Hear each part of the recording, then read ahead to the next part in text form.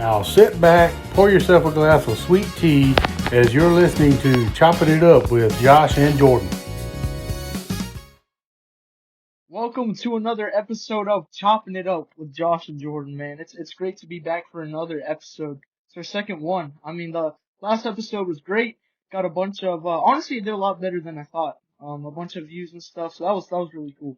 So thank everyone for checking that out. And we're excited for some more chopping it up, man. Yeah, man. I know you guys might be wondering why are we late in posting, and you might have also noticed that the channel disappeared for a day or two this last week. But the reason behind that is our Google account actually got banned for a minute there, but thankfully we got everything back, so we should be good to go there. I think we might have set the record for the fastest ban on YouTube. So I don't know how that worked, but we're back. So looking forward to another video. Of course, got all sorts of stuff. We'll start off with some more games. Again, feel free to comment throughout the videos, and especially for this first segment, which will be a head-to-head game. Tell us who won. So looking forward to that. But I do need to shout out my man 414 Fish. He's also a Hmm. big friend through 9 innings. That man, he commented on like every single thing we put out there, and so big thanks to him. So yeah, we got a good slate of stuff coming up with a nice little game to begin. Tomahawk Talk as normal, some more baseball talk, a little bit of football stuff, all sorts of stuff, very similar to last week, but 9 innings and end that out on the verse of the week again. Uh, so yeah, we have a good slate for today, and I guess we'll just jump right into it with the first game because I got my interesting game for you, Jordan. Yeah, and you told me what this game's gonna be, and I forgot to prepare for it. I was busy prepping for the other segments, so you're probably gonna cook me here in this game, but again, it is up to the commenters to decide that. I guess last week Now, we had Josh with the win there because we had one comment. yes sir, I got a nice trophy. I won. You got Dookie on there, brother. I'm sorry. Yeah, it's You all got right, the it's one all right. comment. They said I won, and that. So yeah, again, comment. Let us know who wins these things. Also, hopefully this video will get out as soon as we can. Like you said, we had that little bit of issue, but yeah. So this week we have, yesterday was Valentine's Day, and going off of that, right? What's some of the things sometimes that happens with Valentine's? You might get or give someone some candy, specifically chocolate. And going off Mm. of that, Jordan, we're gonna go with our top five chocolate bars or candy bars of all time. Now it has to be a specific thing. Like if you say say just like a normal Hershey's bar, that doesn't count as like every single one. Like you can't have both milk chocolate and dark chocolate all combined in that one pick. Like it has to be Hey, separate hey, man. Nobody's separate drafting dark picks. chocolate anyway. Nobody's No, drafting no. that guy. That's not even close for consideration. But that's how we're gonna do this one. And again, let us know who wins in the comments. Like I said, I'm up 1-0, Jordan. I'm up 1-0. So you gotta fix your game. And these people, you know, 414 Fish agreed with my pizza roll take. That's what did you in, man. I still don't think he's ready, but I respect the take there. Yeah, yeah. All right. So we have our top five candy bar draft. Do you want to start again since you are not prepared very much? Yeah, man, I'll go ahead and start us out. We're Okay. going with the snake draft format, so I'll go first, get number one pick, and you'll get two in a row here. All right, let's do it. Um, yeah, so number one, this guy, I mean, he's a little bit of a niche guy. Like only our team has been scouting him really, so you the fans at home might not know about it, but if you're gonna go leave a comment, I would recommend go to your local gas station and buy yourself a Reese's Outrageous bar, man. Top tier bar right there. Chocolate, you got your peanut butter, your caramel in there. I think they sneak some M&Ms in there as well. Mhm. It's an absurd bar. I don't call it outrageous for nothing. He is immaculate, man. That's a great pool because that was gonna be my number one take. Now it is a little less accessible and not as much people know about it. And it is a lot going on, so sometimes it's kind of overwhelming. But I'm gonna go with the probably the father of yours a little more traditional. There's no one on the face of the planet who doesn't like this, and that's some good Reese's. Like just the original peanut butter cup. You can't go wrong with it. I mean, even people I've heard who have like peanut allergies still enjoy a good Reese's. You know, they just got the EpiPen on dial, but you can't go wrong with it. That's why there's so many different types that Hmm. stem from the original Reese's, is because it's iconic, such an iconic little chocolate bar there. I mean, it's so simple, but yet it's packed so much flavor. Of course, sir. And I mean, that is a very, very solid pick right there. I mean, my mom, she, for her birthday, for Christmas, everything, you know what she asked for is the different shapes of Reese's. Mm. You Yep, know, yep. it's just that good. There's no. I'm sorry, but as a kid, you go out trick or treating for Halloween or whatnot. The the the sole, like the gold in your buckets is the Reese's. I mean, there's literally nothing out there that's better. But I like yours a lot. That's probably one of my favorite personally. But the Reese's, it's just like you can never go wrong with that. There's not too much. There's not too little going on, and like you probably you've never had a bad one. So Yeah, for for the second pick, I'm probably gonna go with the most classic candy bar out there on the market. I enjoy this one a lot, and that's the classic Snickers. that's a You good know, I pick. That mean, is a great think pick. of think of their campaigning and everything in the first place. You know, you're not you and you're hungry, have a Snickers. You know, all that.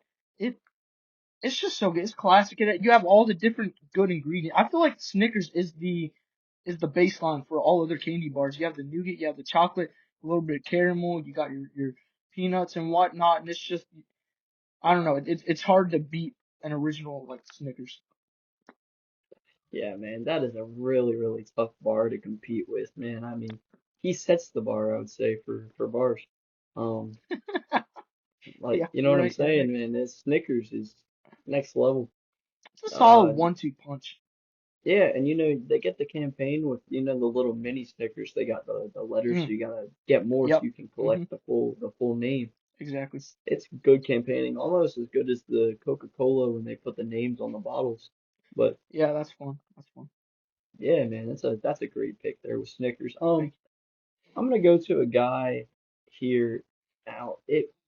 You know, this guy, he's not for everyone. So this might be a bad pick, but you. he's Don't you say it. one of my personal favorite.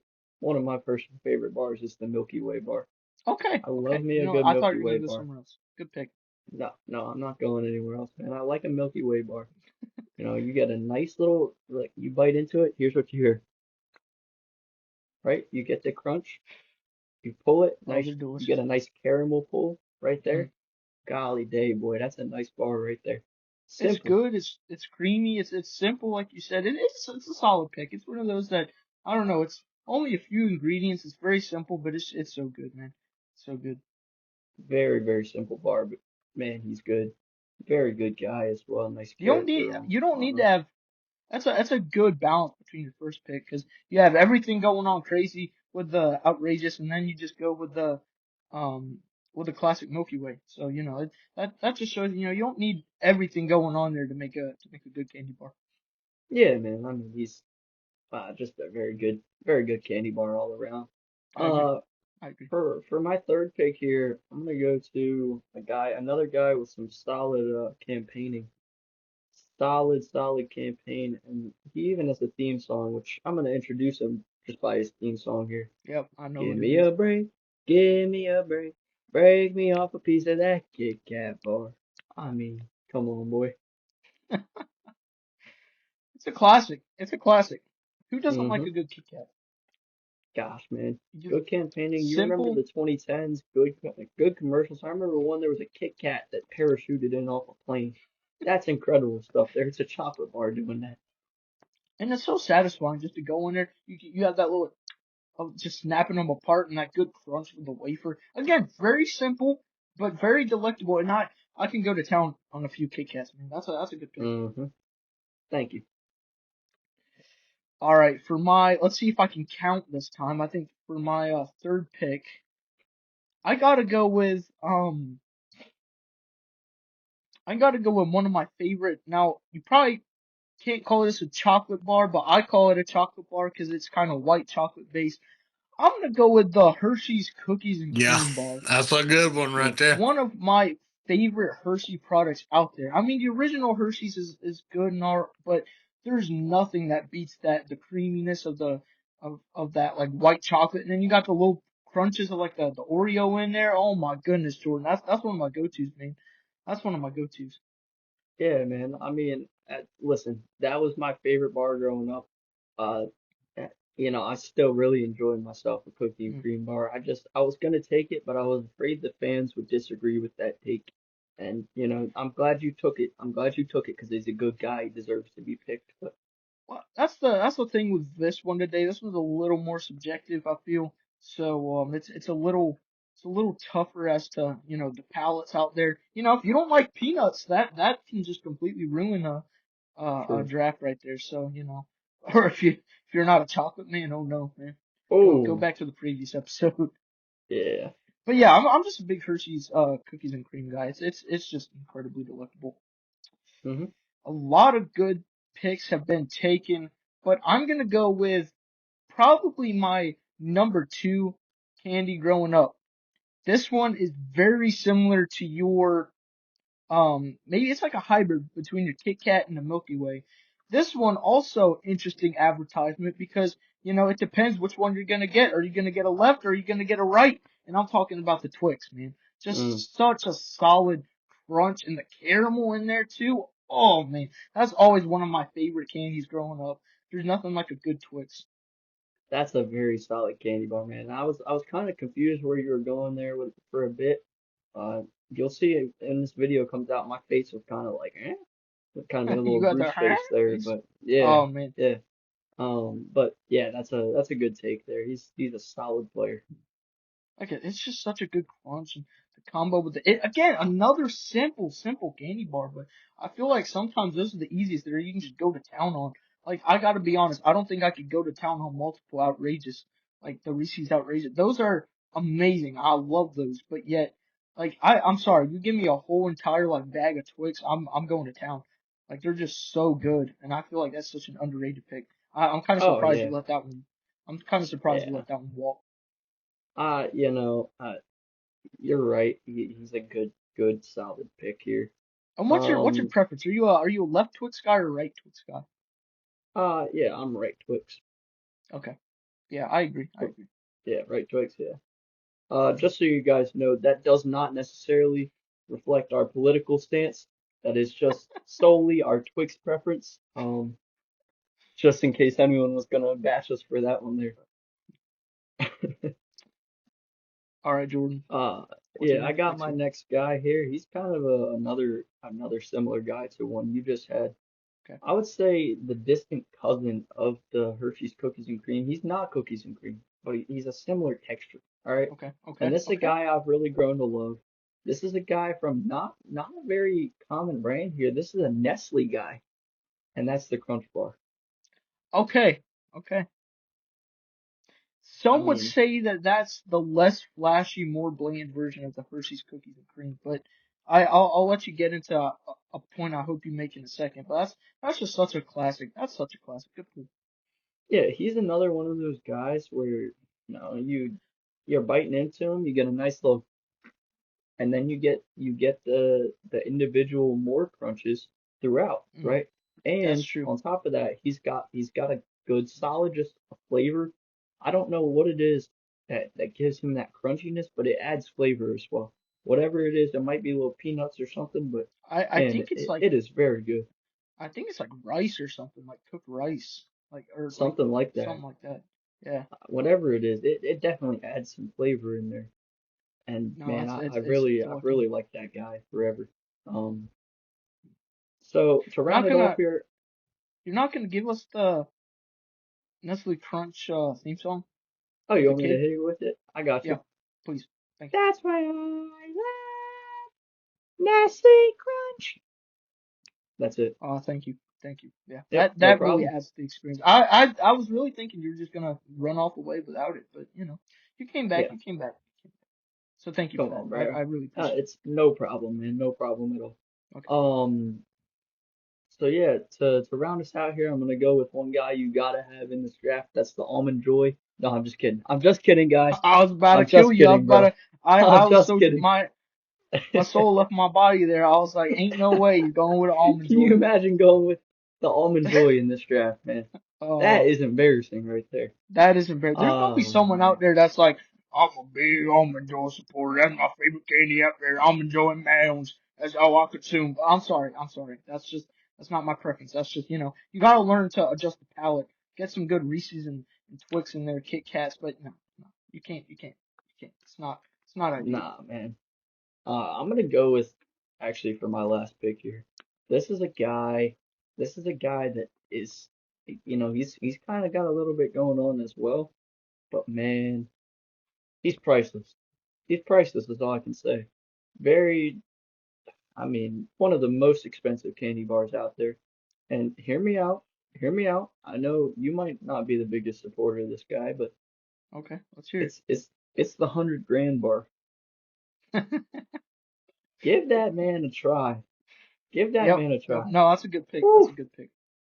Very, very good guy. He's got a lot going on inside him, right? He's got a lot that he's dealing with inside, but boy, he explodes in your mouth, brother. He just, mm, immaculate explosion of flavor in there. That's a pretty good draft. It's not like last week where I can really fight you on saying like that's, if you said almond joy, then I would have been coming at you with some harsh words there. I'm sorry, something might have happened. I might have thrown my head at the screen or something. I don't know, but you rounded off with a pretty solid draft. Now I'm gonna close this out. One more pick here. This one is kind of debatable. Kind of debatable. I have some people who really love this one, some people who hate it. I'm always an enjoyer. It's so satisfying. The crunch it gives you. I'm gonna go with the Butterfinger. I'm just a Mm. Butterfinger guy. You get that good crunch of the like. I don't know. It's wonky, crunchy peanut butter. I don't know how it is, but I don't know how they come up with that, but it is so delectable, and that crunch is so satisfying. That's another thing. I just go to town on some Butterfinger. Yeah, man, and I'm glad to see more Nestle representation up in this game.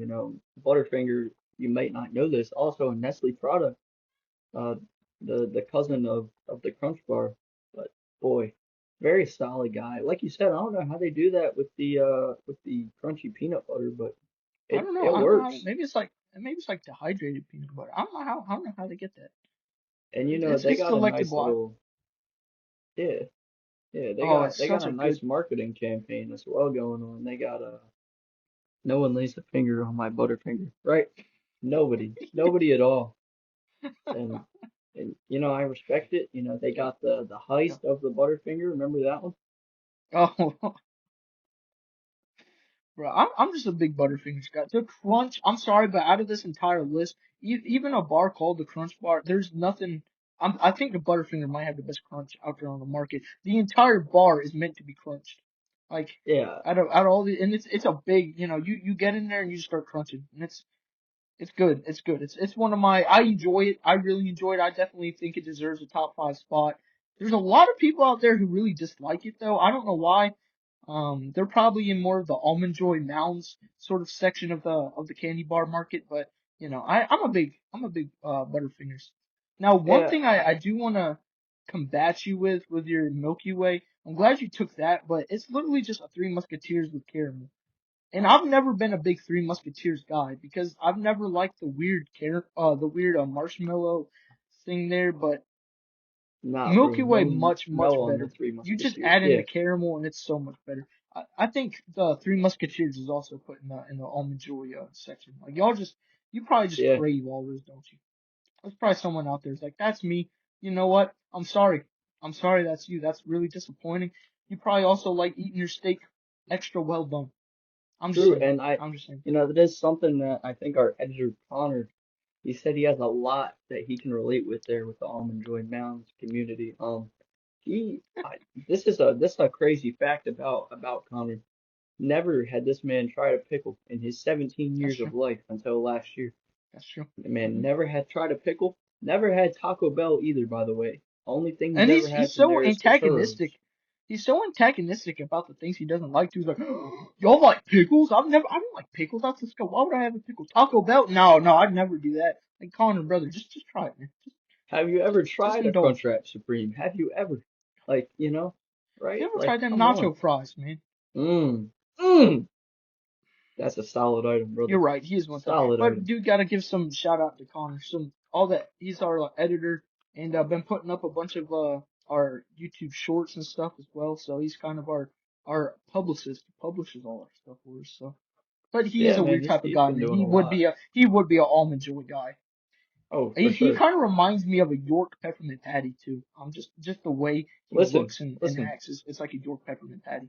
Don't hate on the York Peppermint Patty, bro. He's a solid competitor. He's just I'm not not hating entertaining to on our it. competition. Exactly. I'm not hating on it. I'm just saying that's what Connor's kind of like. He's Yeah, like a yeah, York peppermint patty type of guy.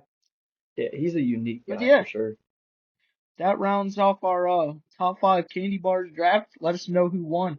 Like I said, I won last week. I got this immaculate trophy back here because of that specifically, not anything else going on. I definitely didn't win that some other way, but I certainly got it this last week because of my good Super Bowl pick. So if you gotta let us know who won and root us on for our upcoming competitions. Yes, sir. This is a good matchup here. Curious to see who you guys have winning down in the comments. Hopefully I can pull out the W this time. Give I me a don't little know. trophy back here. And I, yeah, I don't that's know, that's man. been game number one. You've had back-to-back first-round picks, so it'd be kind of disappointing if you don't do anything with two number one overall picks. So Yeah, we'll see. man. We'll see Call me how the it goes. Cleveland Browns. Let us know in the comments who won that one. Yes, sir. Now it's time for Tomahawk Talk. Welcome back to Tomahawk Talk, where we talk about the Atlanta Braves and all the news regarding them.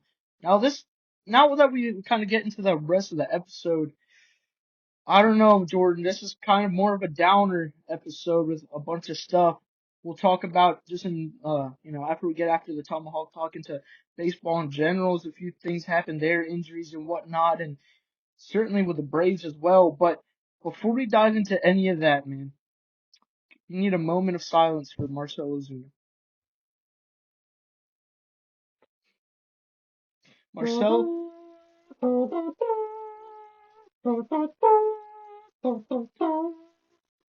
it's sad. He just signed a 1 year, $12 million deal with the Pittsburgh Pirates. He is no longer Ozuna from the Braves. He is now Ozuna Ozuna from the from the Pirates. Pirates.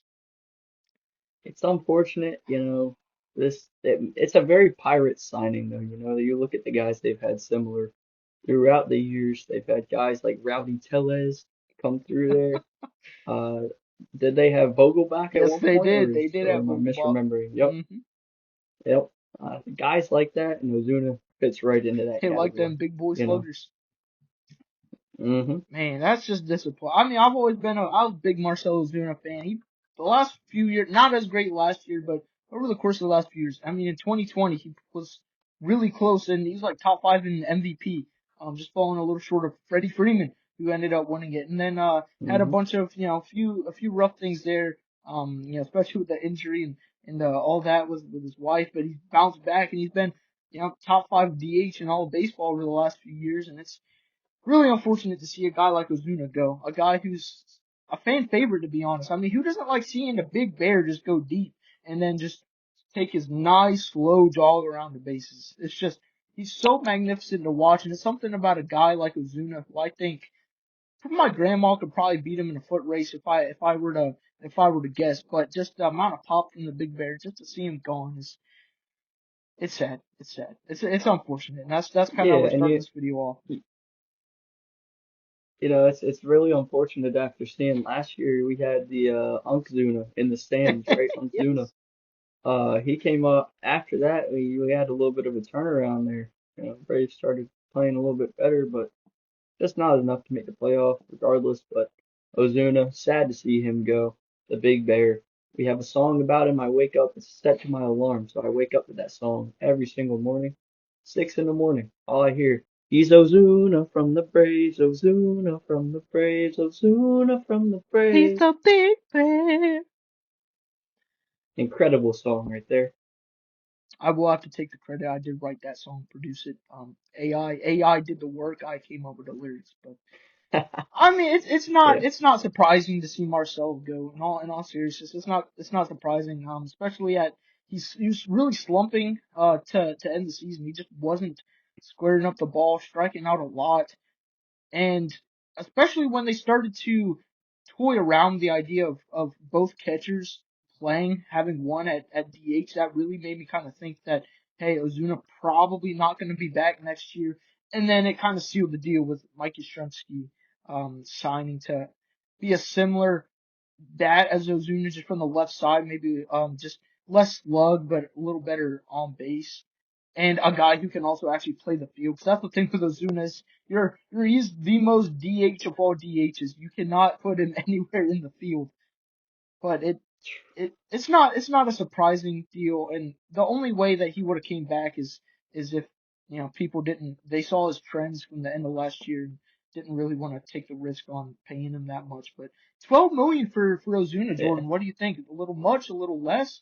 What's your thoughts? I think it's just about right. Yeah. Zuna, he had a down year last year, but the years before that, like you were saying, it very solid, one of the top DHs in the Mm, game.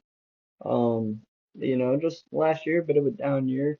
Didn't help. They were toying around with the other DH situation there, but yeah. yeah, I think Pittsburgh's a good home for him. 12 million is a good amount for him. Sounds just about right, man.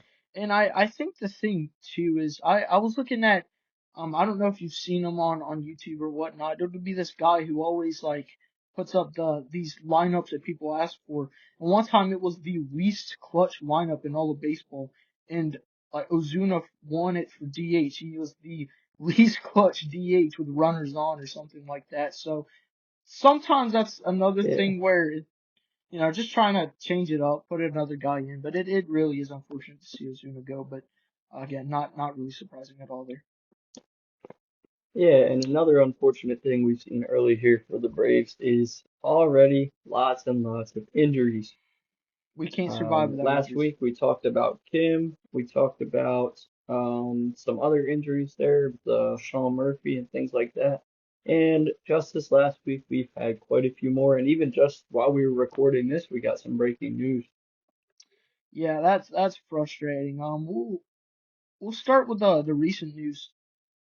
Hurston Waldrop down with injury.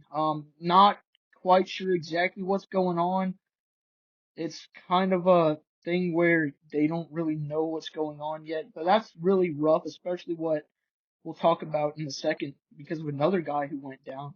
But I mean, Waldrop, a young dude, a lot of talent. I really thought he had a great chance at getting that 5 spot in the rotation, Jordan. And I know you like Waldrop. He throws gas, has that good, really good split. But I don't know. We'll see. Maybe if we're lucky, he's able to. It's really not too big of a deal, and he doesn't really miss much or any time. But I don't know. It's one of those things right now where he could be out for forever, or he could be out for just missing a few weeks of spring training. So I don't know.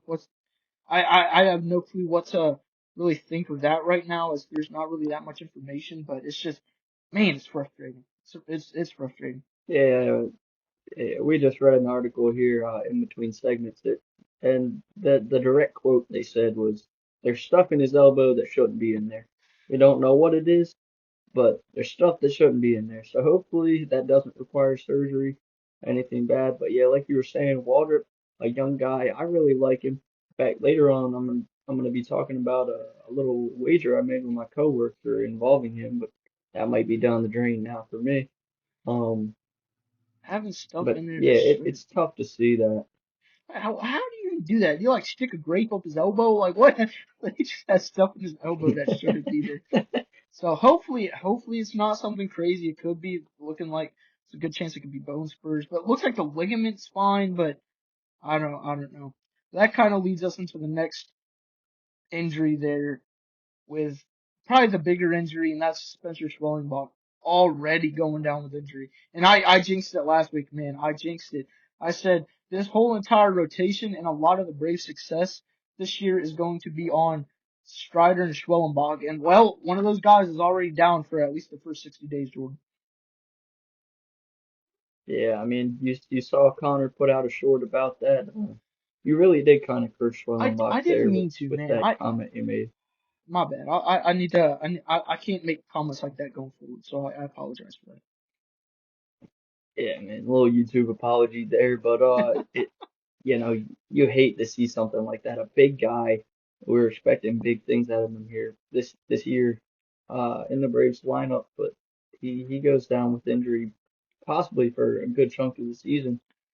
that. Uh, It's at least 60 days. I have no clue. At first they were like, oh, it's bone spurs. You might not need surgery or anything. Then I read something the other day that's like, oh, he's saying, there's a good chance I won't need surgery. So I have no clue. It would be nice to get him back within this, by the time the 60 days are up, but I don't know. He could miss half the season or more because I don't know. I feel like that's what happened a lot last year with a bunch of injuries. Like Ronaldo Lopez and Grant Holmes, when they went down, it wasn't like, oh yeah, they're out for the season.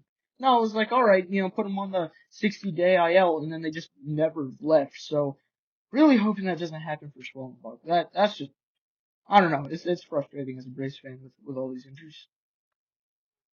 yeah, it's really disappointing to see those young guys, those young starting pitchers go down.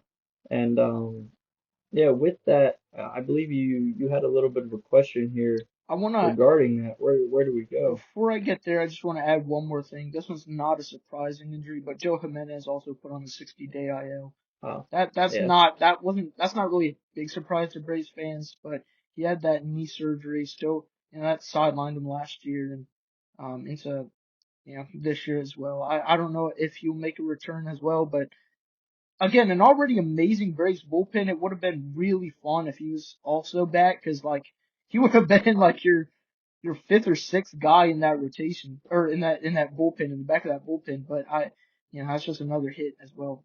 Another good. It's like the last few years, man. You can make all-star teams almost out of the people on these injured lists. But yeah, yeah. I mean, yeah. After all those injuries to the rotation, where in the world do the Braves pivot now? Because it's slotted in. Sale's gonna be your one guy. Strider probably the two guy, and then Lopez and Holmes. But with Schwellenbach being hurt, that opens up a big hole. And then also with Waldrop also now going down, that's a pretty large injury. So there's a blatant hole in the back of that rotation, which already has certain question marks. Like, is Holmes and Lopez gonna be able to are they gonna be able to bounce back? But where do the Braves pivot now to try to find some sort of stability in that rotation? yeah, when we were prepping for this, my take was going to be we pivot to Hurston Waldrop. Obviously, might not be an option now. I've seen some things over this last week where we got Alex Anthopoulos. He's saying they're looking to sign, quote, a playoff pitcher, a playoff guy. Um, so they might go there, sign an older guy, maybe a guy like Giolito would be a good signing, He's but been solid. um, yeah, knowing the Braves, we're probably gonna go to Bryce Elder. Hot Bryce Elder, man. We were literally just talking about that last week, and then we have a little Discord and stuff, and certain people were saying, not all the mentions of Bryce Elder, not making the playoffs or not making the team. But you're saying how we're looking for a playoff starter. I just want you to know that Bryce Elder is currently 0 for 1 with an ERA of 20.25 in the playoffs. That is true, and that does not sound like a playoff starter to me. Uh, that's just me though. You know. Granted, it was one appearance, but I don't know. Bryce Elder might have to be that five guy, that fifth guy in the rotation to start the year while you're waiting for maybe Hurston Waldrop to come back. Who knows how long that'll be? Again, that's just completely up in the air. He could miss a few weeks. He could miss the entire season. Right now, it's literally current news right now of the injury. Schwellenbach at least 2 months. Bryce Elder, man, really, Bryce Elder. Come on, man. Anyone but Bryce Elder, man. I'd rather have an old bum like Bum Gardner. That'd be. I'd rather have anybody than Bryce Elder, man. I, Bryce Elder's not. He's he's not the worst arm of all time. I mean, like last season, he put up an ERA just slightly above 4. Like that would be if he was on the He's Colorado the most hit Rockies. and miss guy. If he was on the Colorado Rockies, he'd probably be their 2 guy in that rotation. But he's so inconsistent. And the thing with Elders, like you said, there's no consistency at all. He's either getting absolutely destroyed, or he could go 6 innings, 6 or 7 innings, and only maybe give up a run or two. But it's tough. Yeah, I mean, yeah, we saw it all last year. Bryce Elder, very inconsistent guy. Either an absolute terrific game or the worst game ever. Um, but yeah, looking forward into the first week of spring training. We had the pitchers and catchers reporting this week. Um, what'd you see, Josh? And I know it's this way with a lot of other teams, but especially the Braves. First week, the entire team shows up as soon as spring opens. I've seen a lot of videos of Acuna, Riley, Ozzy, Olson, all those guys finally starting to take hacks, and saw one of Riley this morning just crushing balls. And it's looking good. We're getting a lot of bad news out of spring training with all the different injuries, and again with Hurst and Waldrop. So it's tough, but it's fun to see these guys back playing baseball again. Especially Acuna, he came out, he's like, I'm healthy, man. I'm healthy. I feel good. So that's a good thing to see. Same with Chris Sale and guys like that. Now you're also starting to get some videos and footage of these guys playing and kind of getting back into the groove of things. So it's fun. I was enjoying spring training. Yeah, man. Let me ask you a little question here. How do you feel about Austin Riley's new haircut, man? I like it. I like I don't know, I like it. I think it suits him a little better for a third baseman. I don't know, like typically the third baseman always kind of have that little bit more of the flow out the back with the hairstyle. That's kind of like, especially like the shortstop cut. I don't know, I kind of call it the shortstop cut. Almost kind of what you have, to be honest. But I don't know, I think it's fun. I'm looking forward to Riley. He's said he's also looking good, looking healthy. Most of this infield and outfield are all healthy. It's just the rotation right now that's every day throughout spring training so far. It's kind of been like, oh shoot, who's gonna go down next? But a lot of good stuff coming out of spring training, and especially like next week we start games, man. Next week they start televising spring training games, and I'm looking forward to that. I love watching spring training games, even if it's again you only have 1 or 2 big league guys starting to play and take swings, but it's fun to watch them warm up and get going. And that's how back in 2023, remember when the Braves hit all those home runs and Matt Olson put up 50 something homers? He hit like 9 or 10 in spring training. And I was like, man, Olson probably gonna hit 40 something homers. And he ended up hitting 50 something. So it's a good tell to kind of see Hmm. how guys are feeling and their adjustments that they've made over the offseason. Yeah, man. It's also fun to see some of these old guys that you didn't even know were signed anywhere. See them come out. Like last year, we saw Sandy Leone for the Braves. I didn't even know Sandy Leone was still playing, man, unless it was in like Mexico or something. But yeah, Sandy Leone coming out, hitting quite a few bombs last year for the Braves. It's always cool seeing things like that. Yeah, during spring training, Yeah, man. and that's where you get to see these different people who be competing for positions. Like right now, that like you said, that 5 spot in the rotation that could be open to a Bryce Elder or maybe even someone like a Martin Perez, which the Braves recently added on towards like a minor league deal. And another guy the Braves just brought on, Jonah Heim. So it's interesting to see how some of these minor league type deals or league minimum type deals might work out. This is an opportunity for some of those guys to step up and see if they're looking good and see like some of those guys are competing for a spot on the big league roster. So it's fun to see some of them competing and others just working on different things, trying to get ready for the regular season. Yeah, man. And speaking of guys competing for the big league roster, we saw the Braves bring in another catcher this last week. We saw them bring in Jonah Heim. Yeah, Heim, he's the last few years not been great. Not a great defensive catcher. Hasn't put up great offensive numbers the last few years. And that's kind of why his tenure with Texas just kind of fell off. But I mean, he was solid. What year was it? A few years ago, he's an all-star, right? Yeah, 23, I believe. The entire Rangers infield made that All-Star team. Yeah. They had literally everyone on the whole infield in there at once during the All-Star game. That was pretty crazy to see. But Jonah Heim back there behind the plate, so technically the Braves signed a recent All-Star catcher back there. Yeah, and that's currently maybe the favorite to replace Murphy as the season begins because you have Baldwin who will be the starting catcher, and it's probably a bit of a competition between Chadwick Tromp and Jonah Heim. But I could see Heim getting that starting spot for a few weeks to maybe a month while Murphy tries to climb back. Yeah, certainly. And if he performs well, we could see him even going later into the year, maybe. Yeah, so it's always nice to Yeah, have just backup a catchers. little pickup there. Yeah. Yeah, exactly. So you're Um, saying that you had these waivers. What are these wagers that you had going on? yeah, so me and my buddy Ethan, shout out to my man. Last year he made some predictions.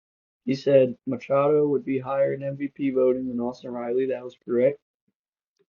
He said Cedric Mullins would get traded. That was right. And then the one he got wrong there, he said a Brave would not win the Rookie of the Year. He was wrong on that one. I had confidence in my man Drake Baldwin, That's a and crazy one to get wrong. It's like, oh yeah, Brave will not win MVP or something. Like that's such a tough thing to do. You're fighting 14 other teams, and yet to get that one wrong, feel bad for your yeah, man man, Ethan. that was a weird one, man. But uh, yeah, we had a little wager go on this last week. So how this works, we pick three guys, right?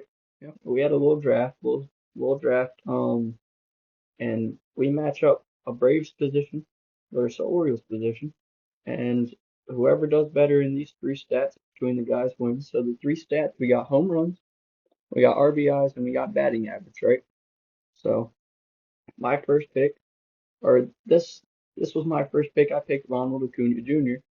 and obviously he's going to be facing off against Taylor Ward. I Uh, don't know. I kind of like the odds with that one.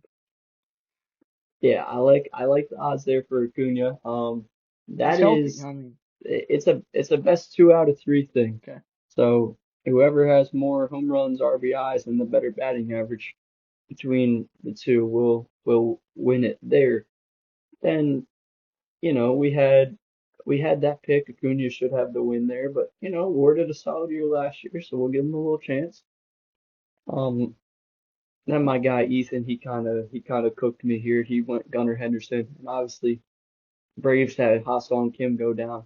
I'm not picking Mauricio Dubon, so I had to go with Ha-Seong Kim there. So Yeah, I think Gunnar might have Kim in that face off there. Gunnar, one of the most solid shortstops in all of baseball. And injury, like you don't have any way to like combat injury. Like if they just go down, they go down. Like there's no like you don't just kind of scratch it if they go down to injury. Yeah, I think my only real hope there is Gunnar Henderson tearing his ACL in the first game of the season there. But um It's crazy. yeah, I don't have much of a chance in that one. So what it's gonna come down to, again, this is best 2 out of 3. Okay. We drafted 3 guys each. It's gonna come down to those first basemen, and I think this could be a really close one between Matt Olson and Pete Alonso. Um, I was looking at the stats last year. They both had the exact same batting average. Mhm. Home runs and RBIs, Alonso just barely edged out Olsen. But I think this could be a very close matchup.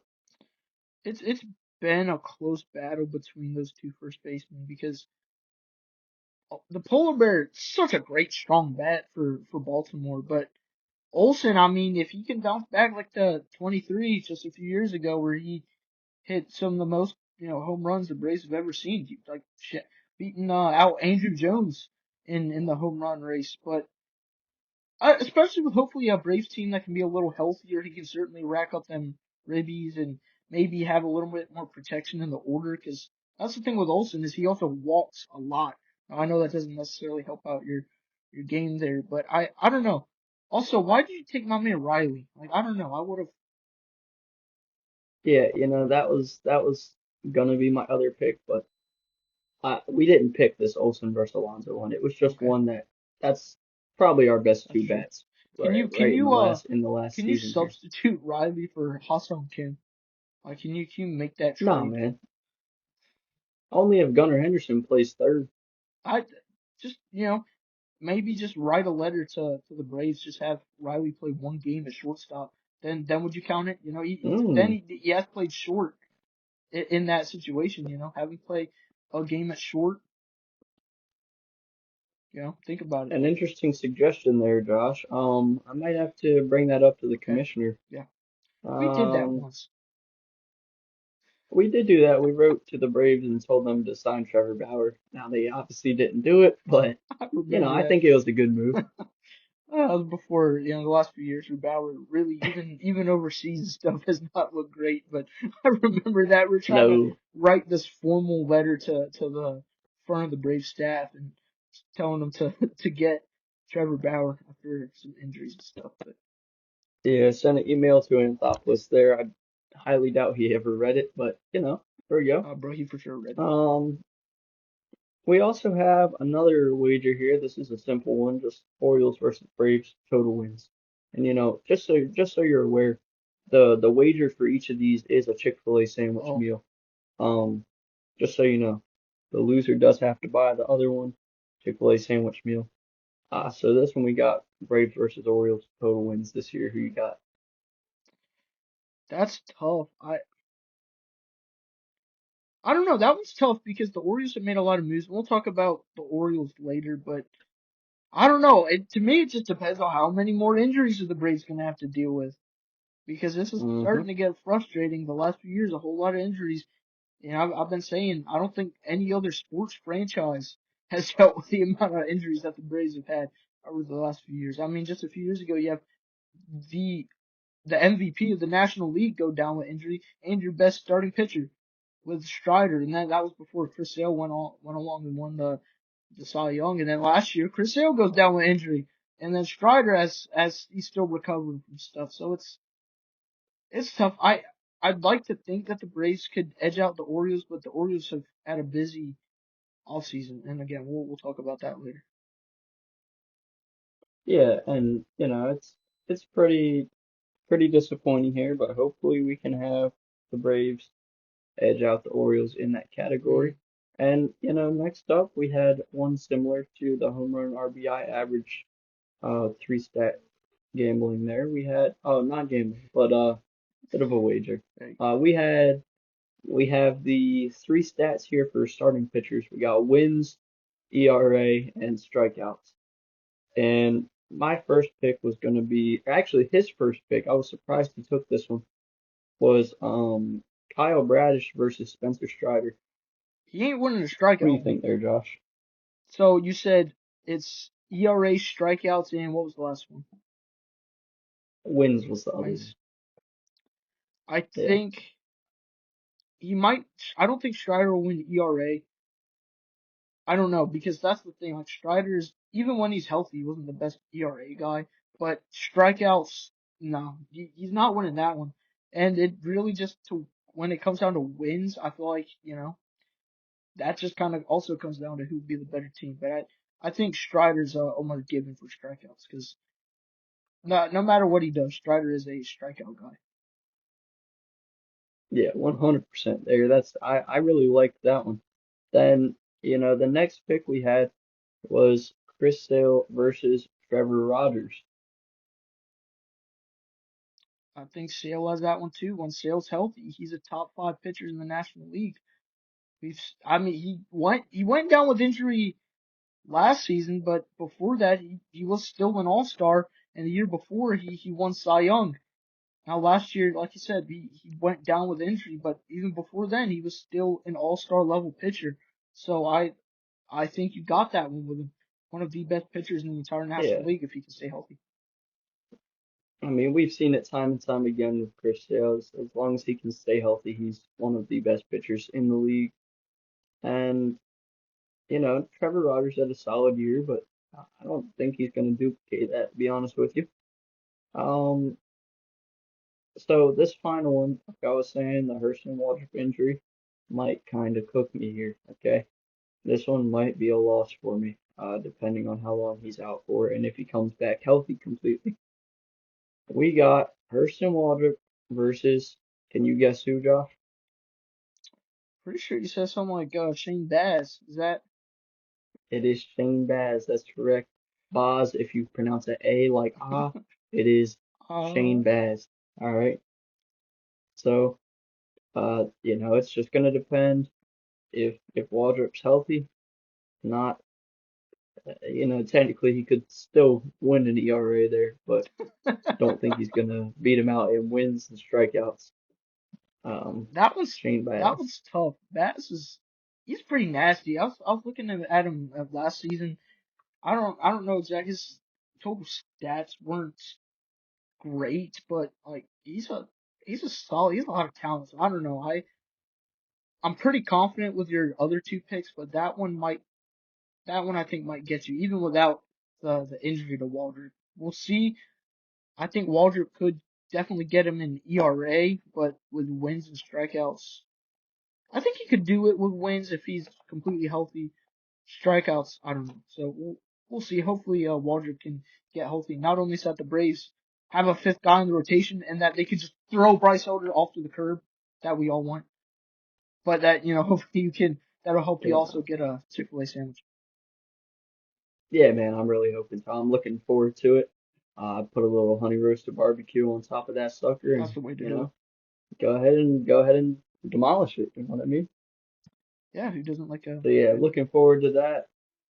We're looking forward to the Brave season starting up here, and I believe that's gonna round out our Tomahawk Talk segment for today's show. And hopefully, Anything throughout this episode, I haven't jinxed anyone else because that as soon as Schwellenbach went down with injury, our editor put out a thing that I jinxed him. So hopefully this week I didn't jinx anyone. I've said multiple members again, but I before we get off, one more player I want to look at for that fifth spot in the rotation is J.R. Ritchie. I don't know if let's take a look. I don't know if he will probably start out of camp, but there's a good chance he pitches at the big league level at some point. Maybe Bryce Elder has to start and he's, pulls a Bryce Elder and he has an 18 ERA. Then you try to go to J.R. Ritchie because J.R. Ritchie is currently the Braves' young, probably the best, most developed starter at the moment. He has a lot of good stuff, good breaking balls. But I don't know. I'd be really curious to see if Ritchie comes up at some point during the year. Same with Didier Fuentes. I think he might still be a while out. He's still young. Caminiti isn't gonna come. He's still young. There's a lot of these prospects, these pitchers who are looking solid, but I'm looking forward to hopefully seeing some of them in spring training too. These are a lot of guys who probably show up in spring training, but I think Richie would be the only other guy. I don't know. I'd keep an eye out on him if he might possibly show up to the big league level at some point. Yeah, I just looked up J.R. Ritchie just to see his age, and the first thing that came up was a little article that says he's impressing in the spring training here so far in Atlanta's camp. Uh, looking at his stats last year in AAA, he put up a 2.6 ERA through 140 innings with also 140 Hmm. strikeouts and 50 walks. Pretty solid stats there. Granted, it is the AAA level, but That's that's from coming back from some Tommy John as well. yeah. That's why I don't know. I'm kind of gonna call. I think Richie will come up for an extended period of time, especially with this Waldrop injury now. I think I don't know if he'll Yeah. make it out of camp or not. I'm curious to see how he does, even when we start to get spring training games and whatnot. And the severity of the Waldrop injury and whatnot, but keep an eye out. Keep an eye out on Richie.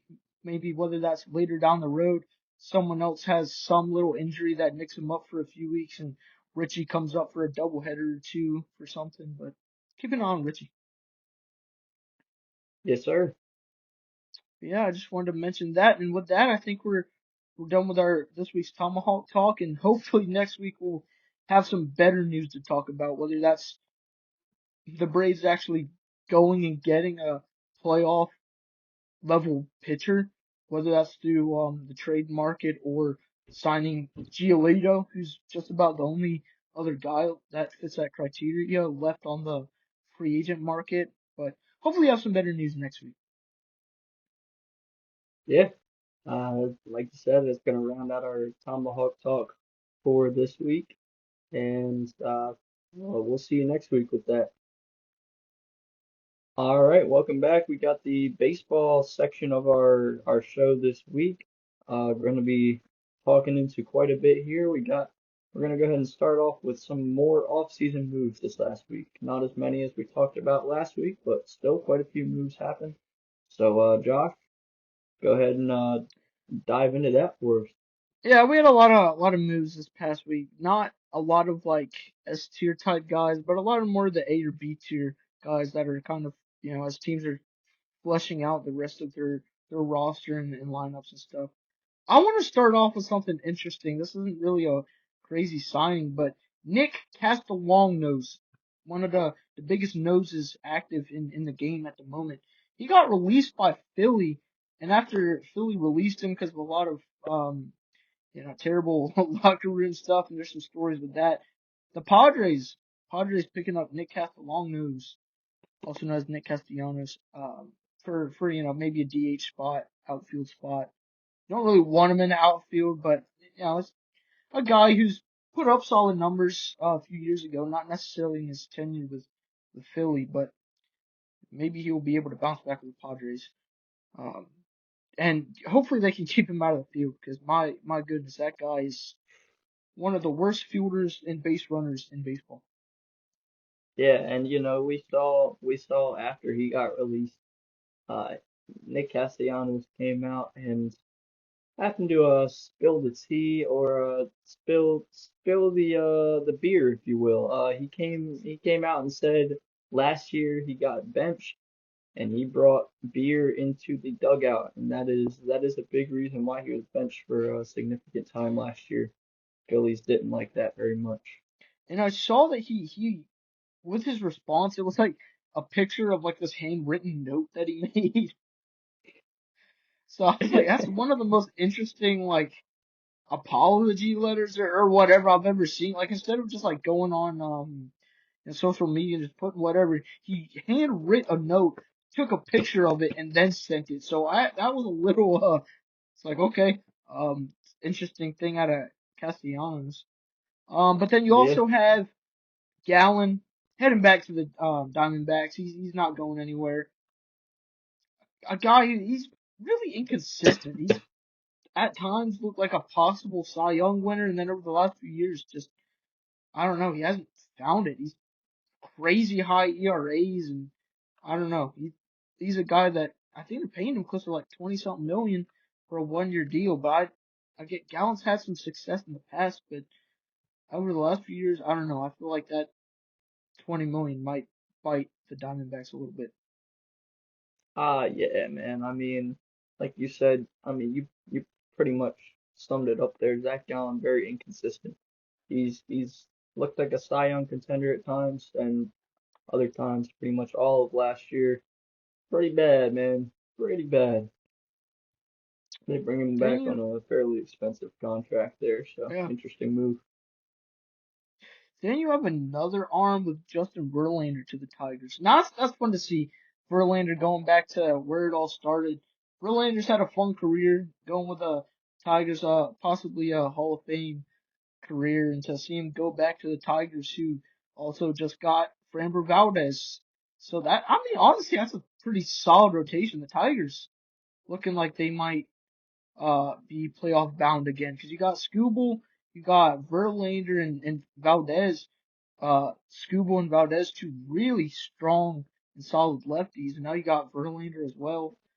They have a few other pieces in that rotation as well that are pretty Yeah, good. don't But sleep on that's my man Casey Mize, man. yeah, yeah. Don't sleep on him.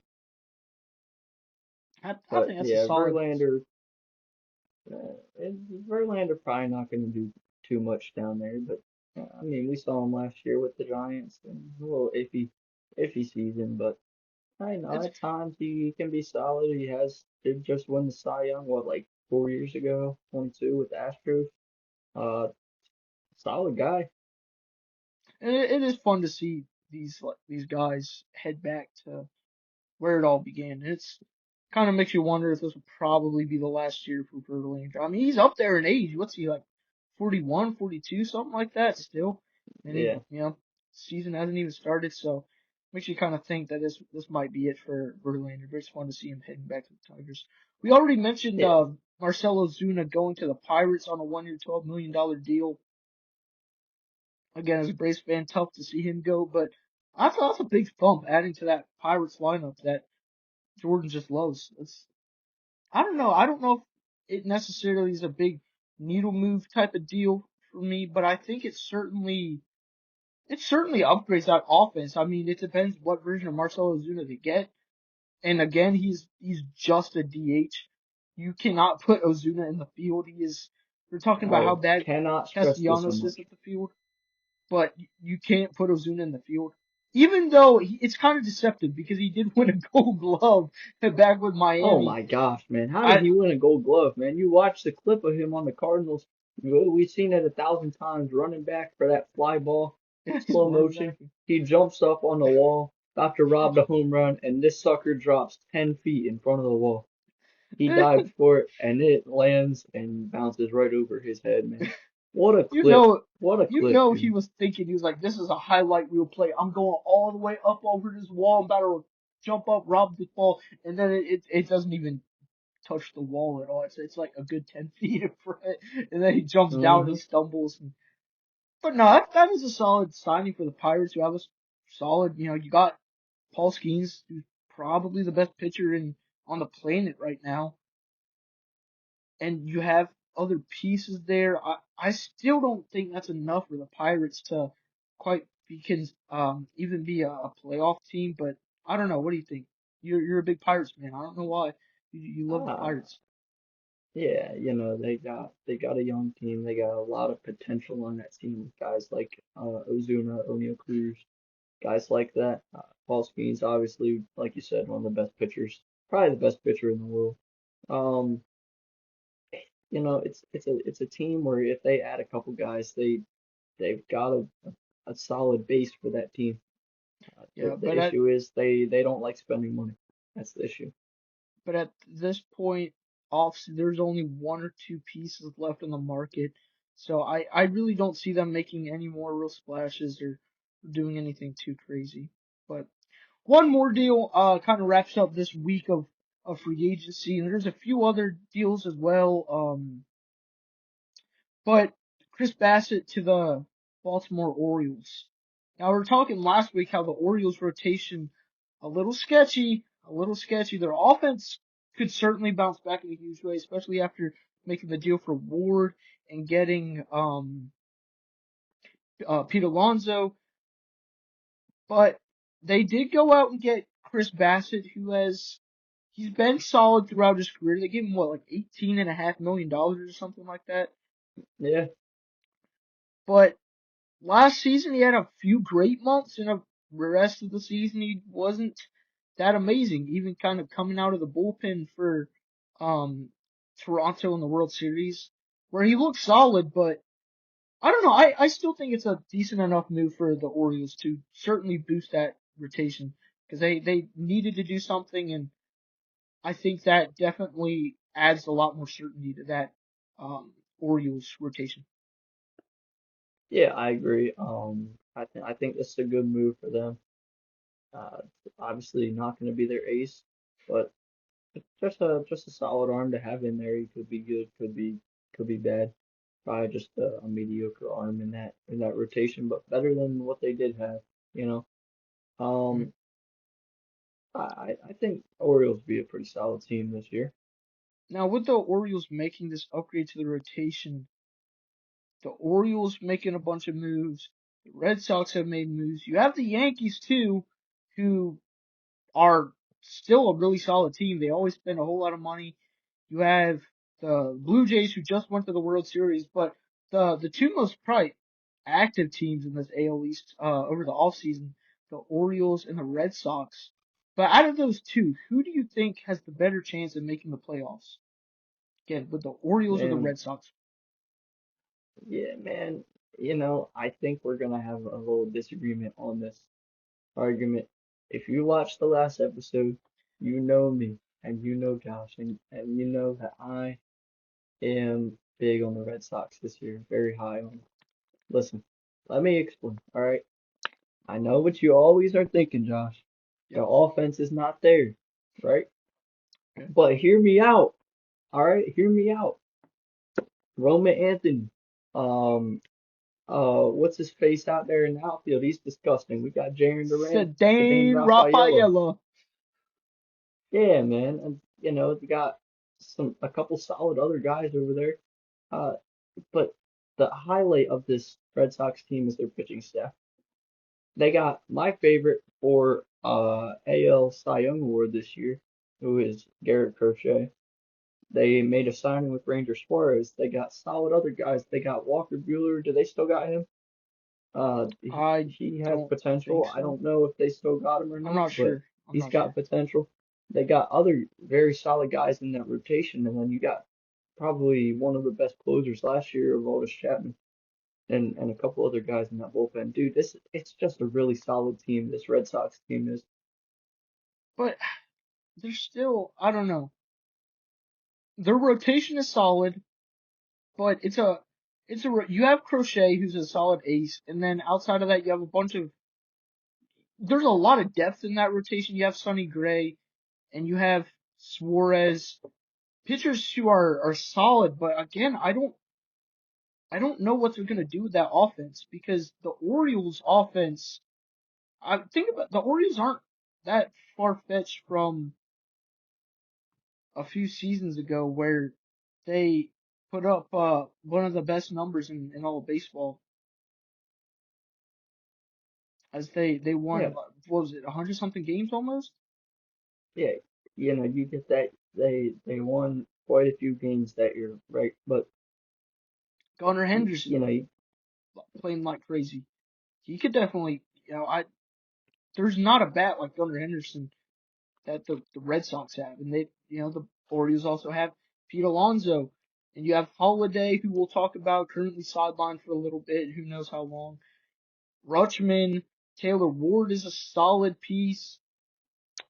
I don't know, man. That the offense, it's I don't know if it's like it's a crazy offense, but there's a lot of pieces there that are really solid. I think they could be one of the maybe better offenses in baseball, especially if Adley Rutschman can kind of bounce back and Gunnar Henderson does what he's done in the past. But I don't know. I don't the Red Sox have been active, but I don't know. I don't all right, think they quite Josh. have what it takes to be postseason I contender. pulled up I pulled up the Red Sox offensive players here. Let me just read them off to you, all right? All You right, tell me what you think after that, all right? Catcher, we got Carlos Narvaez for right now. they Probably got will be Contreras. well, yeah, but he's going to be playing first. It looks like Casas is injured right now, so he'll probably switch over to catcher Okay, once Casas comes back. Um, like I just said, first base he'll start with Contreras. Second base they got Christian Campbell, a rookie last year. He broke out, very solid year. He was a favorite for rookie of the year for quite a while. Um, then third they got Marcelo Meyer, kind of mid. And shortstop you got Trevor Story, good potential, hasn't been the greatest, hey, right? he's up or down guy, been injured a lot. This is where it gets interesting, right? You got their outfield and DH. We got Jaren Duran, Cedane Rafaela, Wilyer Abreu, who was solid last year, Roman Anthony, and Roman Anthony's going to find a consistent spot in this outfield, I think. But the thing they got also at DH is Masataka Yoshida That's from true. Don't Japan a forget few about years Yoshida. ago. Um, But again, Yoshida, I hasn't don't think was hasn't been that great, great last year. right? But you know, um, just a solid offense, not the greatest, I, like you said. I think the I don't Orioles know. offense is better, I but think we have completely different opinions on what a solid offense is. Because out of everyone that you named there, I don't think you have a single bat that on that team is as good as anyone like Pete Alonso or Henderson. So I don't really think that the offenses are anywhere near comparable. Like you're comparing Cedane Rafaela to Taylor Ward, and I don't know. I don't think that their offense will come close. Now, granted, again, they have great pitching staff, but Baltimore with the upgrade to Bassett boost their offense a little bit, but I don't know. I still am not. I think the Red Sox will have a maybe bottom five, bottom 10 offense in baseball. Not not a great offense. all right. Well, you want to talk about not great? Let's talk about this little bone in the hand right here. All right, this exact bone right here. You ever know about what this bone is called, Josh? Not me until about 4 days ago. I All just right, call it, this bone right here, this is called the hamate bone. All Yes, right, sir. now I know what you're thinking. Why are you telling me about a hamate bone? Let me explain. All right, hamate bone. You're checking your swing and you're holding the knob of your bat right there, right? You're checking your swing and you're pulling it back. Dude, that's a lot of strain right here on this little hamate bone. And what's gonna happen? It's gonna break down, and the more you check swing because you stuck, the more you're gonna be wearing down on that hamate bone.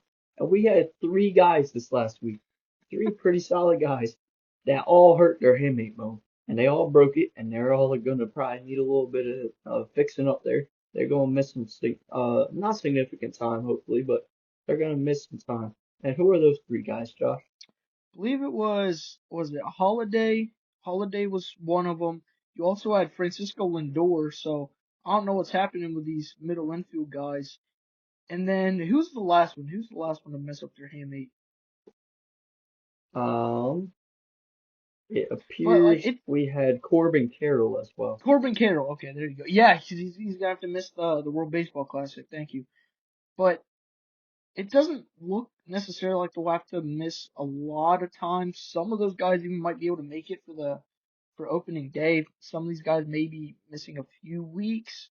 I don't know exactly. But it's a weird thing. Like the other day, it just popped up and everyone breaking that little bone in the hand. I guess they're just getting diced up from all the pitchers, just getting sorted left and right. Just I don't know. It was just kind of a weird coincidence. Yeah, man, and yeah, we said Corbin Carroll's gonna miss the WBC because of this injury, I believe is what they said. Yeah. Um, it's a bit of a hit to the U.S. team, but they should be fine. Um, yeah, we got some things here. You noticed something about Chris Bryant having a contract here the other day. What was that about? Oh well, Chris Bryant. Again, we talked about the different injuries going on to baseball with the hamate. Now he's not dealing with a hamate bone injury, but he's dealing with like chronic back spasms or something. So he was placed on the 60-day IL, and that was just making me think that Bryant contract, man, he hasn't played at all for the Rockies, and that's one of the Rockies, the one dude that the Rockies actually spent money on.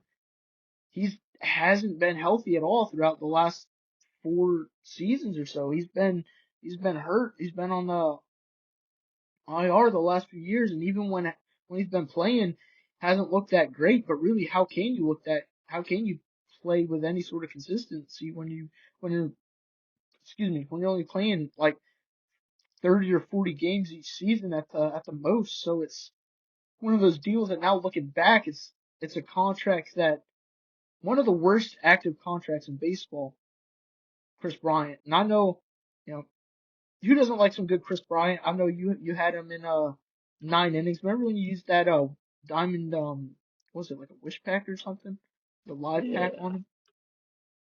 yeah, I had a couple of Cubs guys in my lineup, and I was like, "Ooh, let me get Chris Bryant." And then as soon as I got him, he went off to San Francisco. But don't worry about it though, because I don't got him in the team anymore. That'd be interesting if you still had Chris Bryant on your team. But yeah, it's just rough for the Rockies because it said it's a chronic. I was looking at something the other day. It's chronic back spasm. He's been dealing with this for a while, and there's nothing really that he's been able to do to fix it. He was saying himself how it's really frustrating and annoying because he wants to be out there on the team. Like it's not one of these contracts that they pay this player all this money and yet they just completely fall off. He's just dealing with these injuries, and he even said he's like, I'm trying to rest to make this go away and to feel better. But at this point, no matter what I'm doing, it's I'm going to bed and my back's hurting me. So what am I supposed to do to feel better to actually get out and start playing? He said, at this point, I might just have to start playing through it and just see what happens. But I guess the Rockies didn't want to really try that theory, and they're like, no, you're already going to start in the 60-day IL. But that's unfortunate, and it's just one of those rough contracts that really hasn't panned out over the years.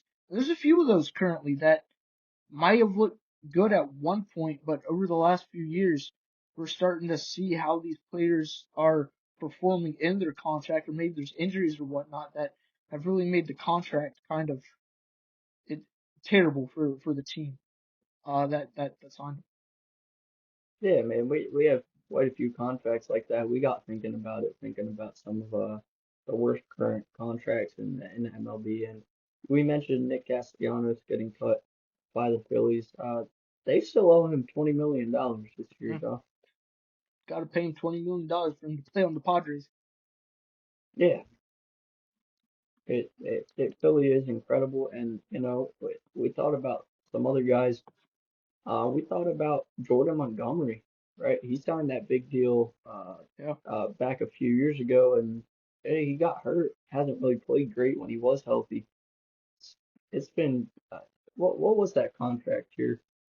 Uh, I'm not sure, he but it. signed a 1 year, $25 million deal in 24 with the D-backs, but he had signed a bit of a bigger Yeah, contract before that, I believe, yeah, he, and he signed you a know just long-term deal, got hurt, and when he was healthy, he pitched to like a 6 ERA. And that was after, what was it, 23? He pitched so amazing for the Rangers, winning a World Series, and he looked dominant, and then got that big contract, and he just kind of fallen off a cliff. Yeah, it's unfortunate to see that, but we don't support them, so who cares? But you mentioned the Rangers. I was looking at Jock Peterson, right? He signed a 2 year, $37 million deal that ends after this next season. two Hoping this years, season ends real 37 fast. million. That man had the worst year of his entire career. This last year with the Rangers. I And believe he had like a six something ERA, bro. and he's a guy that more of a DH. He's not great defensively at all. So you're basically missing out on almost like $18.5 million for a below average DH, and Yeah, that's rough for the Rangers. very much below average as well. Looking at his season last year with the Rangers, he bat 180 and he had a 614 OPS Oof, along with below the nine home Mendoza runs to go line, along with that. Yeah, 26 RBIs as well. and again mainly DH. What was his WAR? Well, he only played half the season, so take Yeah, those stats with a grain of salt. But negative point 0.3 WAR last year. and You're again for those who aren't fully up to date on what the stat WAR means, it's wins above replacement. The idea is that if it's at zero, then that's a league average player. So everything below that is an above average player. Anything below is, below the league average. So he'd be better off playing in AAA right. with these And they guys. signed him to that big of a contract. It's pretty much just throwing money out the window, burning it in the toilet type thing. Um, Why do you have your toilet outside? You gotta throw the money out the window into the toilet. You have like an outhouse. yeah, it's more of an outhouse concept because That's nobody really true. needs the outhouse. So you burn the money and the outhouse goes down with it. But Yeah. um other guys, we had Xander Bogaerts. I was surprised to see. I forgot he signed such a big deal Yeah, it with was the almost like with the 300 Padres. million. Yeah, It's like, what 11 was it? years, 280. Yeah, I mean, he's been decent. Like maybe Not about 280 decent though. he's been, but not for almost $300 million. And you don't want to have him for like 8 more years, 9 more years. Like that's not panning out as a very great contract now. Like last year, Not at what's all. he been putting up? 'Cause I know he's hurt for a little bit too so far over the course of his contract, but like number wise, he's not been like that contact good average hitter of Xander Bogaerts. He's just kind of he hasn't really played up to this contract at all, and that's terrible because typically with these long term contracts, you're paying them over a good span of time, just really with the idea that they're going to be great in their peak of maybe 4 to 5 years, and then they'll regress over that towards the end of their career. But Bogarts is kind of looking like he's already doing that. So looking down the line, shoo, that's mm, Yeah, and what I really found was interesting was when they signed him to this 11-year deal, he was already 30 years old. yeah, Yeah, so I'm not quite sure what they were going for there, but maybe a 3 or 4 year deal might have been better. But these last 2 years that he's been with the Padres, he's had a pretty good stat you can look at to see just the offensive things he's been putting up his OPS plus, and these last 2 years he's been under 100, 92 and 99, below average. I mean, below paying average three for hundred OPS. million dollars, and again, it is shortstop, so your shortstops aren't as premium with the bat, but still, that's a lot of money thrown out, as you said, out the window into the porta john. Exactly, and Man, looking at even looking at his years with the Red Sox, he never had a year under 3 WAR a full season, except for 2020 where he had 1.2. But that's because uh, 2020 you only played 60 games. right, we had 60 games that year. Um, but with the Padres, he hasn't had a season, or he had one season over 2 WAR. Since then, he's not had a single one, and that's as a defensive position as well. Then let's go to like one or two more. One of I think the worst active contract currently is a guy who he doesn't even want to play for his team anymore. And when he does, he's getting fights with players. That's Anthony Rendon. Remember my man Anthony Rendon? He was Yeah, we nasty went and for a saw him bit. quite a few times with the Nationals. He signed to the Angels and just forgot that baseball is what he's doing. So I mean, he came out and publicly said, "I don't enjoy playing baseball. I don't want to play baseball," and then Yeah, started punching fans and stuff on top of that. So, yeah. They're not a paying great him. deal there. They're paying him what, like 30 something million a year to punch fans Yeah, and not want to it's play the game oh, anymore. it's awful, man. I mean, that's one of the worst deals ever in any sport. I remember when he put that out, or they said something that's like, if you could change one thing about baseball, what would you do? And Rendon said, "Oh, the baseball season's too long. Let's cut it down to about 100 games." And then people were bashing him in the comments saying, "Man, you only play about 20 to 60 games per season, anyways, because of injury. Like, what are you talking about? You're not even out there playing." So this is a Oh guy that my doesn't even goodness. I don't know. It's frustrating for the Angels. I don't even know if he'll be back this year or whatnot. He's just one of those guys that's always like check in on him every once in a while. It's like, oh, Rendon's back playing. He'll play for like 2 weeks, and then you're like, and he hurt something again, or or when he was playing, it's interesting because he's getting in fights with fans and stuff. That was wild. But hmm I don't know. Rendon, And one of the worst contracts. yeah, like you were saying, with him being injured a good amount of time, we saw a couple guys last year miss good chunks of the season, almost the full season for a couple guys.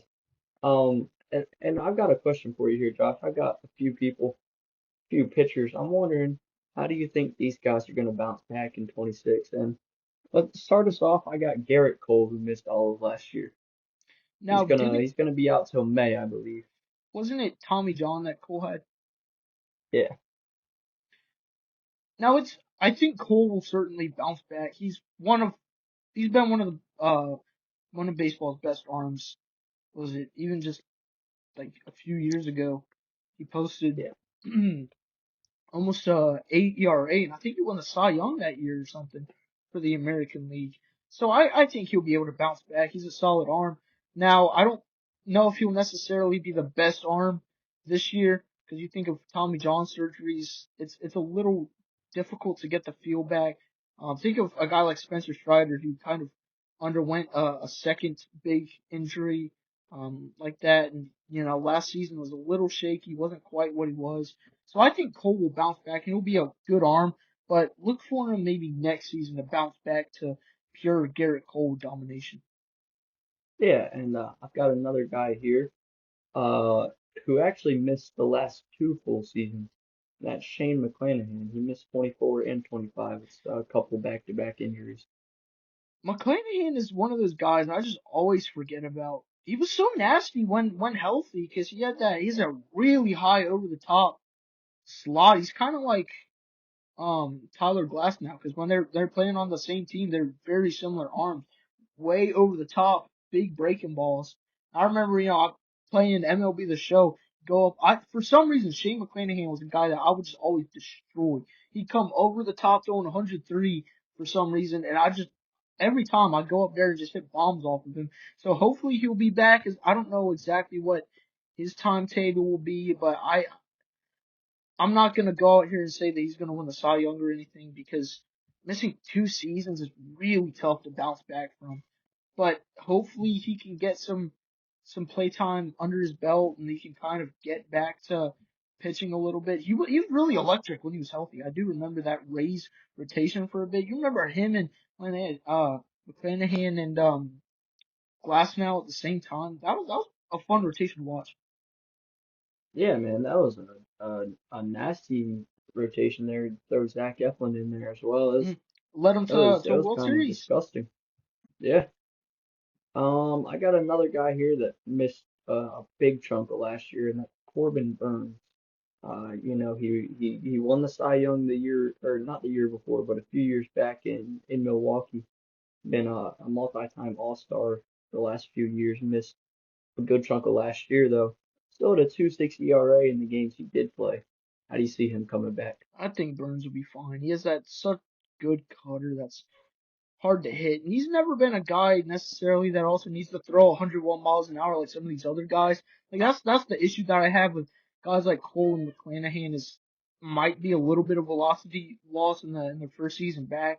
And even then it's they're trying so hard to get that velocity back. Location and stuff might be a little sketchy and they're not quite finishing off pitches and stuff exactly how they want it. But a guy like Burns who is just has that good cutter that just snaps in on guys. I think Burns will bounce back just fine. He's probably one of Yeah, the most man, and confident guys I have on this list. Just because again, he's been so consistent the last few years, just a consistent low ERA in the twos. So like the worst I could see him doing is an ERA in the low threes. I Burns is nasty. yeah, I mean, looking at his last few seasons before getting injured, he only had 1 year where he had his ERA in the threes. Every other year it was in the twos, and even low twos a couple times there, 211 and 240. It's, yeah, I mean, just a nasty guy there, Corbin Burns. And I got one more here for you. This is an interesting one. Might not know as much about him as some other guys on this list, but I got my man Pablo Lopez with the Twins coming back from missing significant time last year. He was a guy that a few years ago I thought could have possibly been a Cy Young candidate. Now he has that good fastball. He rides up there with velocity, but he's been out for a while. I don't know. He's a wild card because he's put up some great seasons in the past, but Lopez again rides high on that fastball, that good velocity, is solid off speed, but with dealing of having to deal with significant time being lost, a lot of the time it's these flamethrowers who are kind of struggling to get back, and he has good stuff, but I don't know. I'm not 100% sure how he'll do. He could be pretty solid. The Twins kind of need that arm back in the rotation. Do you know what injury and stuff exactly he was dealing with? Was it like a Tommy Uh, John or something? no, not Tommy John, but just something minor, I believe, in his arm. Oh, okay. Um, yeah, he missed probably like 20 games last year. He has been that ace for the Twins though before that, and Yeah, last year he's an looked ace. to be putting up his best stats that he's had, but then he had that injury. He had a 2.7 ERA before getting hurt Mhm. and 73 strikeouts. That's through 10 games. So yeah, the um the Twins are looking to get him back, pair him up with Joe Ryan, and hopefully they'll be good down there. Yeah, we'll see if some of these different guys can bounce back. Even for the Braves too, we're looking at Ronaldo Lopez and Grant Holmes, two guys who gonna probably be looking at making the Braves opening day rotation. But yeah, there's guys who only pitched like especially Lopez only pitched like one game last year, then he missed the entire rest of the year.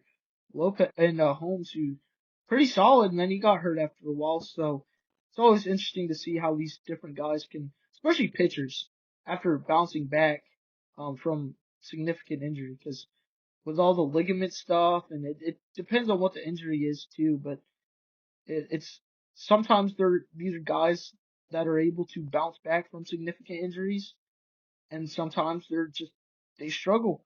I think of a guy like Mike Soroka, who was the Braves ace for a while back in the around 2018, 2019, and then he got hurt.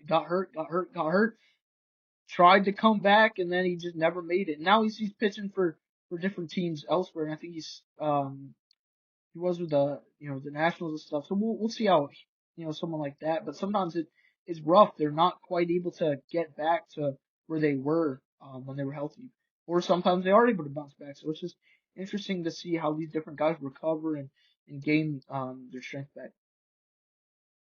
Yeah, and I a lot of these guys you expect them to come back strong, like you said, the guys that rely more on that flamethrower ability that they have, they struggle. We saw that with Strider coming back last year, wasn't Mhm. able to get up to that velocity right when he came back.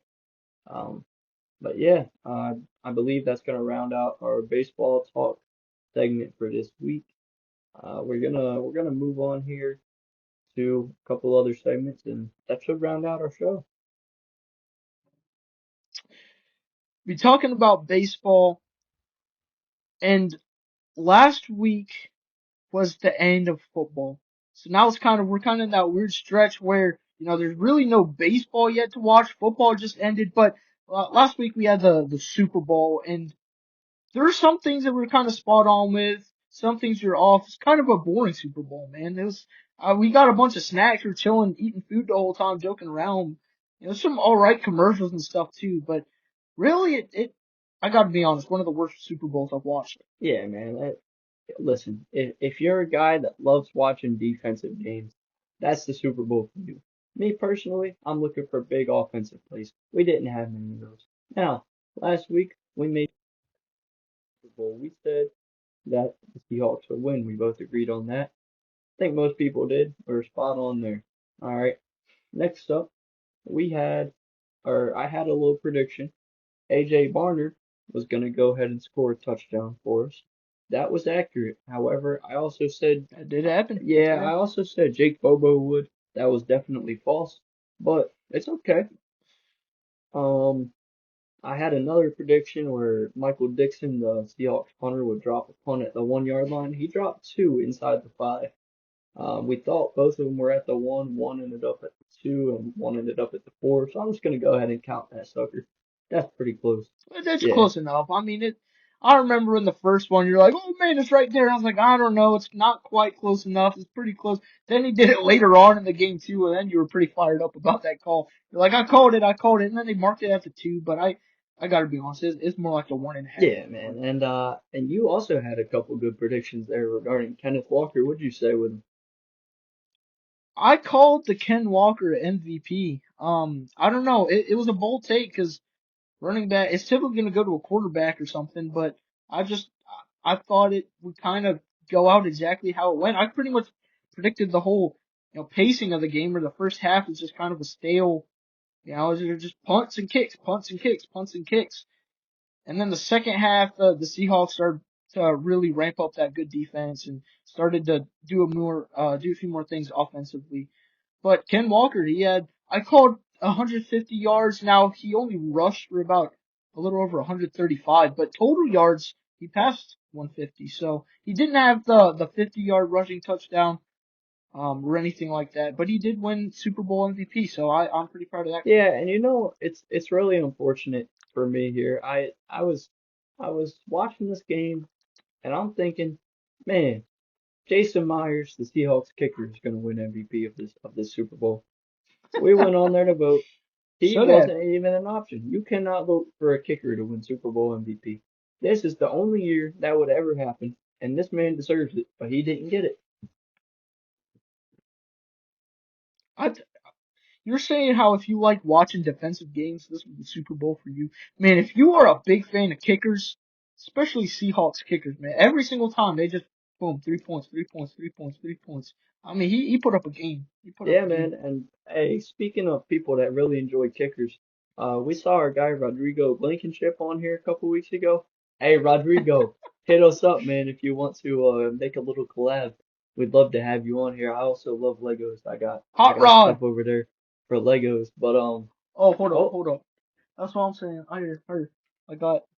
oh, There we go. I There's some also Lego. I got got one some right Legos here. and stuff Yep, right back got a here. little Oh yes, McLaren right sir, there. man. See, it's trying to follow right after my man Rodrigo Blankenship. Yeah, man. Yeah, Kicker and he does shout Legos out and to the stuff. guy, man. He's a watch him in college. Hot rod for the Bulldogs. Pretty electric And kicker. speaking of collabs here, we had an idea here.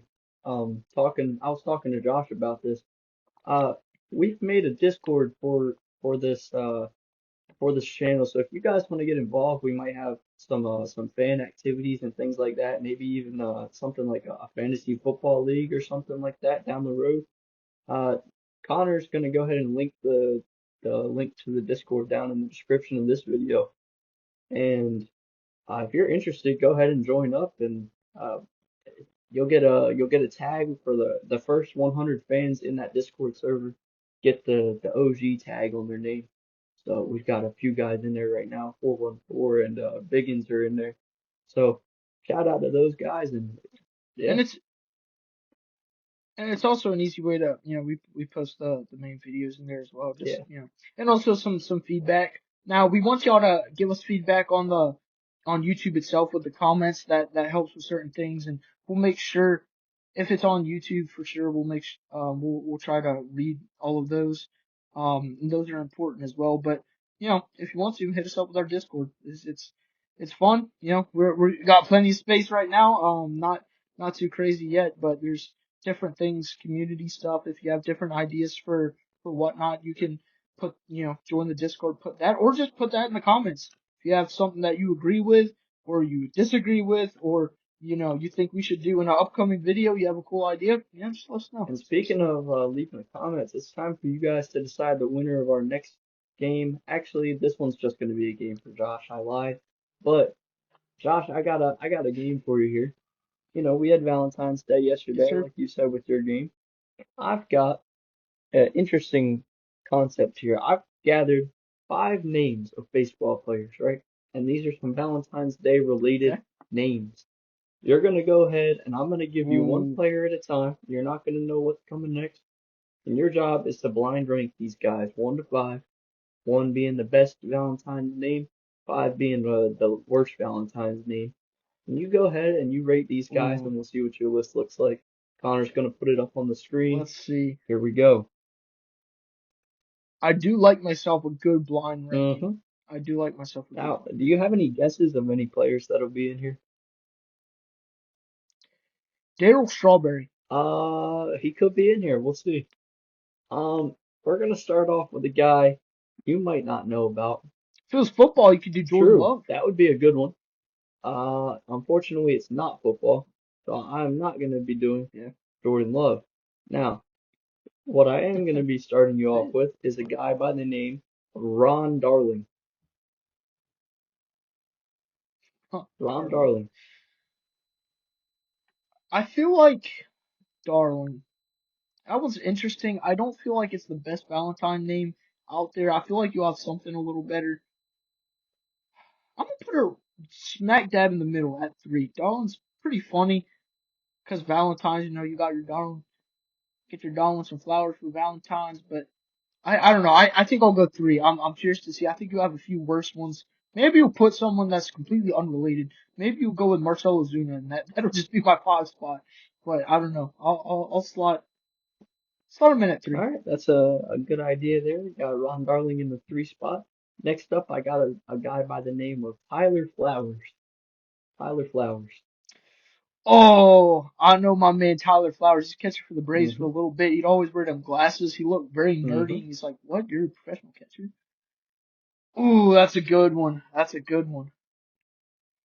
See, I remember my man Tyler Flowers too. He caught for a while for the Braves. I'm gonna give the 2 spot. I Mm. think that's a pretty good name, Tyler Ooh. Flowers, for Valentine's Day. That's a pretty fun one. I like Tyler Flowers And there. yeah, going off that same idea, here's one I thought you were gonna guess here, to be honest with you. Pete Rose.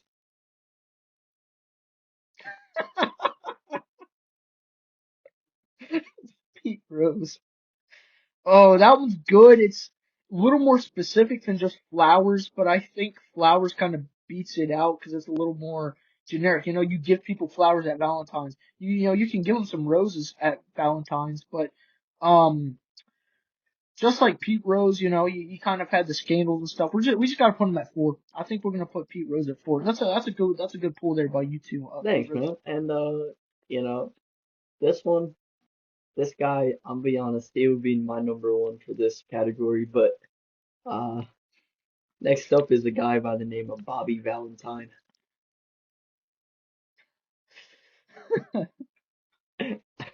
Well, if we're going with the top 5 Valentine names, I think with someone with the literal name of Valentine, I think they do have to be number 1. That is a good A take. literal I I don't I don't know if I can put him anywhere else because it he not only does he fit the category, he is the category with Valentine. So I think you have to put him at the 1 spot. That was you kind of had a gimme right there, and I'm glad I left the 1 spot open. And I you left the 5 spot open as well, right? So this last guy has to go in the 5 This spot. guy will have to be my 5 spot. In your 5 spot, you have a player by the name of Corey Hart. Corey Hart. Okay, Corey Hart. Not sure who that is. I've never heard of that name before, but I'm all right with Hart in my 5 spot because it makes sense with everything else. Yeah. I'd probably move Darwin down a little bit if I could, but you gotta go Valentine Oh at yeah. 1. I'm alright with Flowers at 2. Yeah, man. I Darwin at was 3. looking into I it. think I it's was alright. trying to find some baseball players that fit this name, and I looked up Hart on Baseball Reference, and you know, I was scrolling through. I said, all right, that's a solid Hart. Corey Hart, he was a two-time All-Star with the Brewers, but a name really caught my Oh. eye was Kevin Hart, and I did a little research. I saw Kevin Hart on Baseball Reference. I went and did a little research. It is not, Oh, in fact, the actor Kevin Hart and the comedian. it's kind of like a Will Smith Yeah, situation where you have multiple Will yeah, Smiths where you have a athlete named Will Smith, but you also have the actor Will Smith. So you're yeah. telling me This there's a is this is similar a much situation different with guy. Kevin This is Hart. a white dude from 2007 on the Okay. Cubs. Yeah, Oh, different okay. guy there. Not Oh, the Kevin hmm. Hart. Career negative point Would have five. been funny to think of Kevin Hart playing baseball. He'd be the first ever guy to have to jump to hit a Yeah, ball. I mean, Um, it's a small strike zone though, if you think it'd about be it. hard to tag. It'd be hard to tag him True. out, but I don't know. That was a good top 5 Valentine names right there, and I'm pretty content with my Yeah, list. bro, not too bad at all. And uh, yeah, moving on. We've got the Winter Olympics underway, pretty much underway here. Winter Winter Olympics. Olympics. Indeed. I've got a medal update for us, and I've got a little update on the U.S.'s performance. So let's get right into it here. Okay, We've okay. had a lot See, happen. We had Lindsey Vonn, she showed up for the skiing on a torn ACL and still wanted to compete. Interesting idea. Don't know that I would have done that. Might have given a spot to somebody that did not have a torn ACL, but she went out there and she wiped out immediately and got airlifted away. So, bad decision on her part. Little selfish, but you know, it got the job done. Um, It got the job done. What job did it get done? the airlift What, her practice. ACL finishing getting torn? Like, oh my airlift Yeah, practice. See, that was the whole ploy there yeah, was an extra that airlift was practice. the point of that, I think. We saw figure skater Ilya Malinin. He was the favorite. I saw Yeah, I that. mean, in the team figure skating competition, pulled out the backflip and got Team USA the gold there. Um, I did watch. That's one of the only Olympic stuff I've watched the other day was the figure skating, and I mean he looks a little interesting, but he's doing all sorts of stuff. I hmm mean that dude is doing all sorts of flips and spins and whatnot that they're supposed to do, and they say that he's one of the best to do it.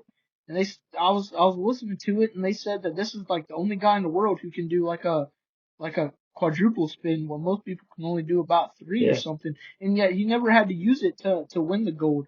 And he messed up. He's so good that he literally fell on one of his jumps, and then later on just made it up by doing the backflip. And then that's how good this interesting dude is yeah, for and me. So we saw him win the gold for US, but then he went and had his individual free skate later on in the week, a couple of days ago actually.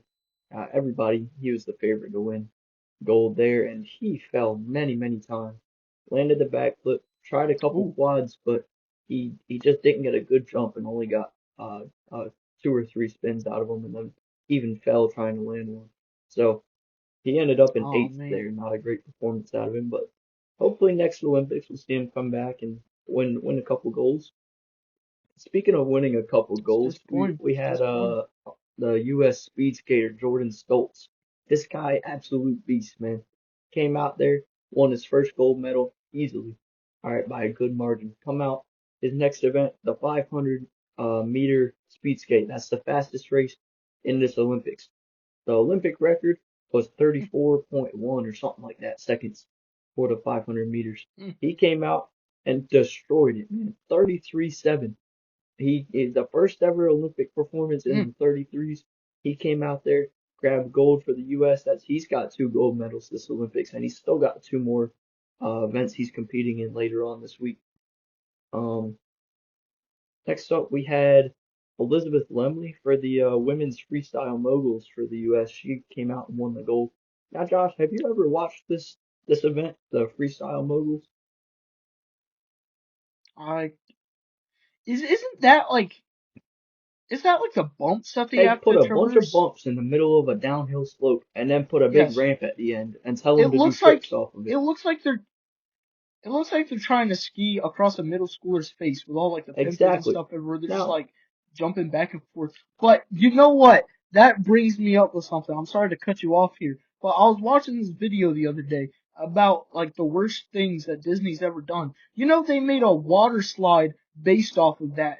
And it was so dangerous because the kids kept going flying everywhere that they like instantly had to cancel it. yeah, it sounds like And it. like I was watching clips of it, and it's hilarious to watch because these kids are going flying in different directions. And I'm like, who in the world thought that this was a good Who idea? okayed A that? water slide that's literally just these plastic humps everywhere. These kids are going everywhere, and they're sending like That three is or four of them possibly at a the time, so dumbest they're thing like ever. flying in different directions.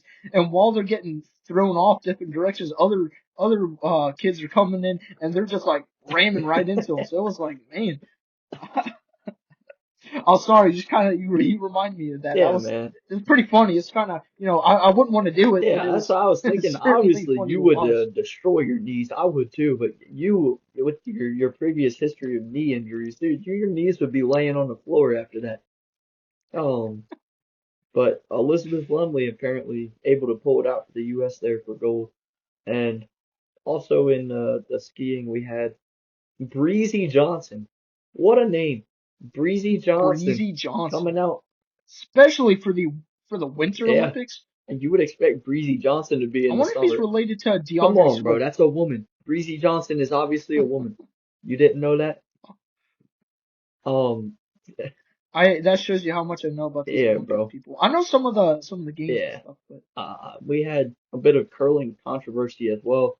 The Canadians, curling yeah, I mean, controversy. curling is the obviously the headliner sport in this Olympics.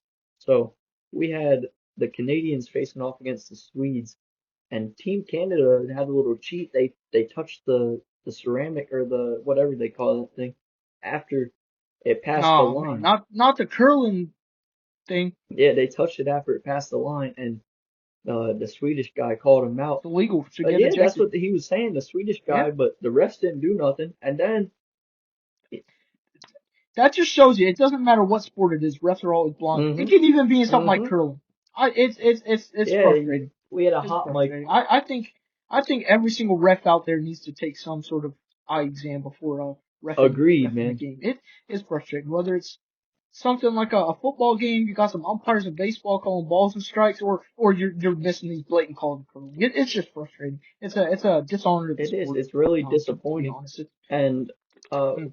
they had a hot mic down there on the curling arena, and what they heard was some crazy stuff coming out of the Canadians' mouth. Like the Swedish guy accused Oh, him, and man, the Canadian guy started cussing him out. He said, "I never did that. I did not do it." And he started cussing him out and stuff. And the Swedish guy's like, "I'll show you after the game on my phone. I mean, I'm sure it's on there."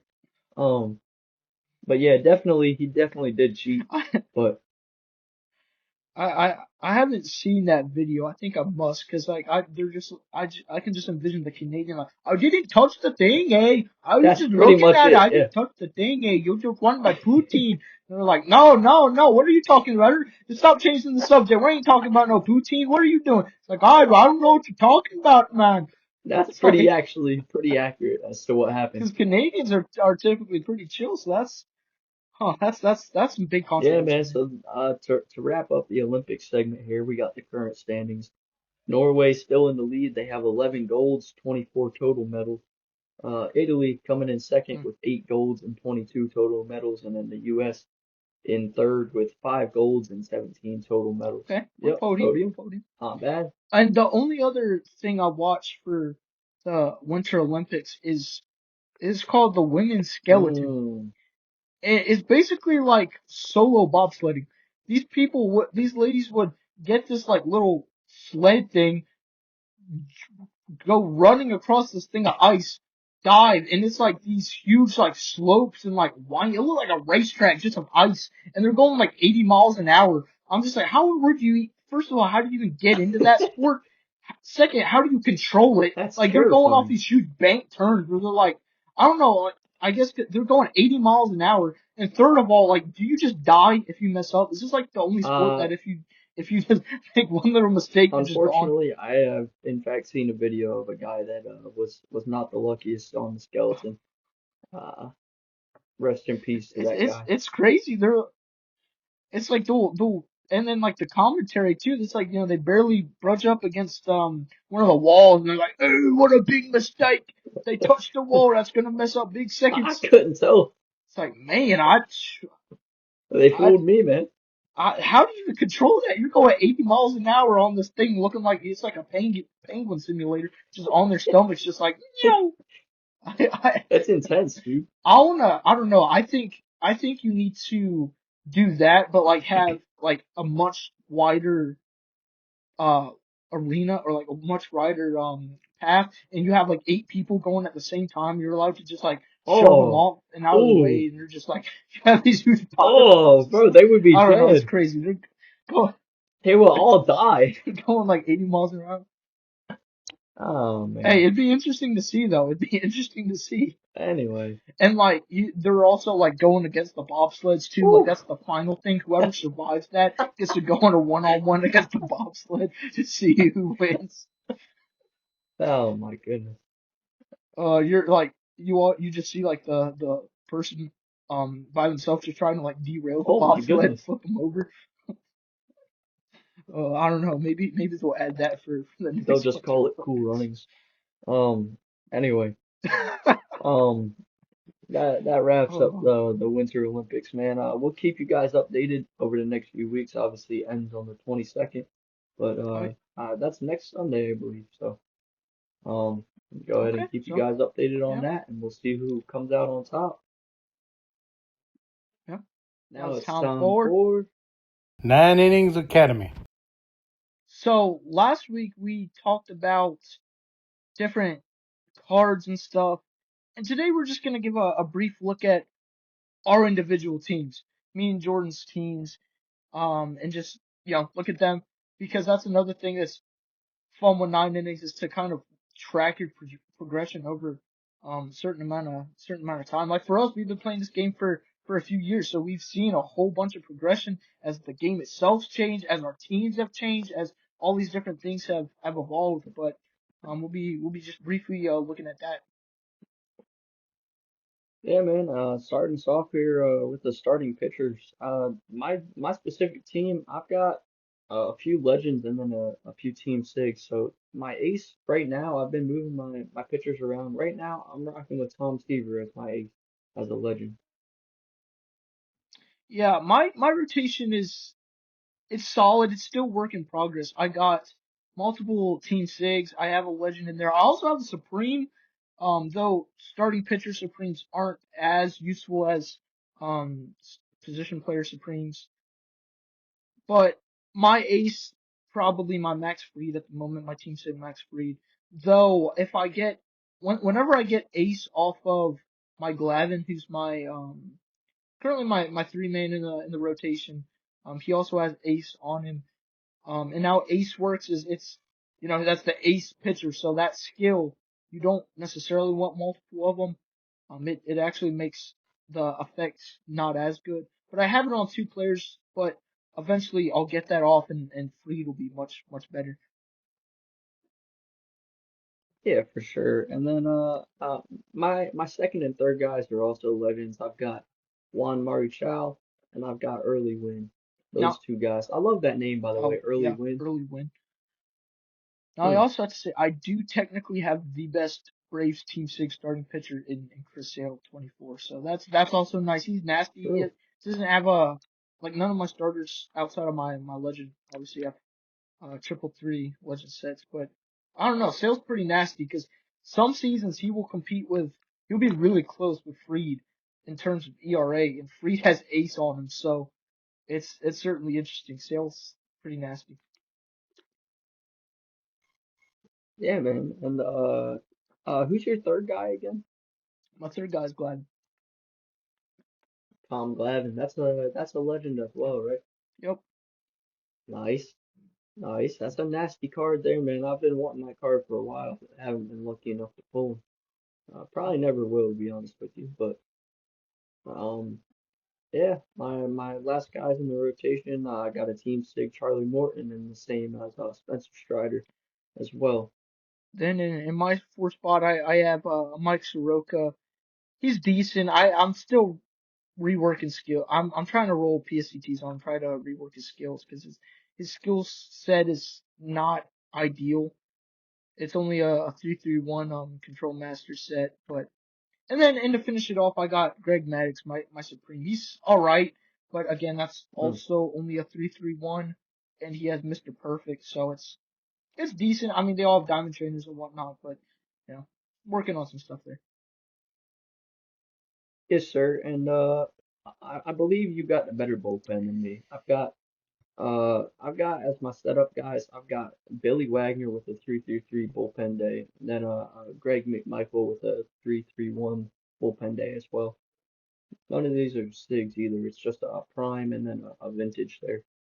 Now, my pen is very solid on paper. Now, certainly they'll be much better with better skills. I don't have great skills on any of these guys yet.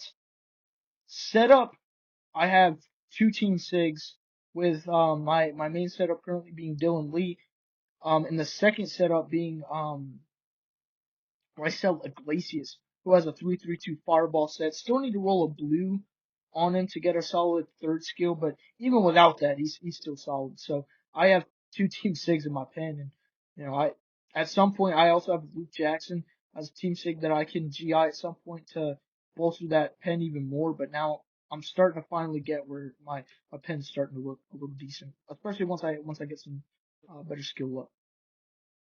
Yeah, man. Unfortunately, the middle relievers not that important in this game. But I've got my Bricella Glacia Sig in there right now. He's just got a terrible set on him. His backup set is a 3-3 bullpen day. That's why I'm not rolling it on his backup set. But yeah, those middle reliever guys not as important. I got Chris Martin, AJ Minter, and then for my guy with B Chem as a long reliever, I got Steve Bedrosian, that vintage back there. Yeah, again, my middle reliever is not necessarily ideal. I have that prime Kimbrel. He's decent. He used the setup for just until now. He was my closer for a bit a few years ago. He's decent. Then I also have McMichael, Bedrosian, and then I have at long relief I have Wagner, who it's not the prime Wagner, but it's because he's my pitchers king guy. Yeah, and that's understandable. And then I know you have the most disgusting closer ever. Mine is that prime Kimbrel you were just talking about. Mine has a 3-3-2 bullpen day elite Mm. closer and cleaning up your mess. So he performs pretty well, usually sitting around that 1.5 ERA in 34. Yeah, my closer is a legend, Bruce Sutter. He's solid. Obviously the 3-3-3, but it's I believe a fireball, Dom and elite closer. So he puts up great numbers. Man, that's a nasty card there. Yeah. And then moving on to our offensive guys here. My leadoff guy, I have the best Braves offensive sig, which is Acuna 23. And he could be better. He's usually sitting around that 1,000 OPS mark in 34 with a bad ball hitter 3-3-1 set. Now for me leading off, I got a Supreme. I have three Supremes in total. We'll get to the second one in a second, but I have Jim Rice. He's solid. He Mm, has he has 5 tool on him. So he'll steal like 50 bags a season. He'll put up decent numbers. His agree. OPS will sit up like your Acuna about 1,000 or so, but because of 5 tool, it's not it's a decent set. I believe it's like a 3-3-2 Born to Be Star, but he puts up numbers, man. Especially with that 5 tool. 5 tool on a Supreme is just it's a cheat code. Oh yeah, it's disgusting, man. Absolutely filthy. All right, let's go just through the heart of the order here. I've got next up my legend Mel Ott with a 3-3. Obviously, it's a pioneer set. He's usually around that 1,000 mark as well. In the three hole, I've got who I think is my best bat, and that's Austin Riley, 22 sig with a 3-3-2 Mm. strategist set. He's usually around a 1,200 OPS there in 34. And then in the four hole, I've got Andrew Jones Sig, which I just was working on a bit the other day. He's got a 3-3-2 Mm. Pioneer. He's sitting around 1,100 OPS right now through about half a Now season. my 224 is solid. My two spot is my second Supreme, my Harmon Killebrew. Now he's a big work in progress because he is my only player right now who has a 3-3-3 set, but that's on his second skill set, his second skill Mm, slot because I'm still trying to roll blues to get a final set, and that's a 3-3-3 chance maker set. So it's not the mm. best set necessarily, but it is a 3-3-3. So I'm kind of curious just to see how that'll do. Then I have Freddie 20, one of the best Braves team sigs out there, just right behind Acuna. But he has a 3-3-2 bad ball hitter, but he put up like a 1.2 OPS and 34 every season. He's just disgusting. I don't know why, but whatever he has, man, he's nasty. And then in my four hole, I currently have Acuna. Not nastiest Acuna, but he's solid. He'll put up around 1,000 FPS. Nice, man. That's just what you want to see out of the heart of your order there. Uh, I'm gonna go ahead and obviously we know we got the catcher last. Let's just go up through the 5 through 8 hole here.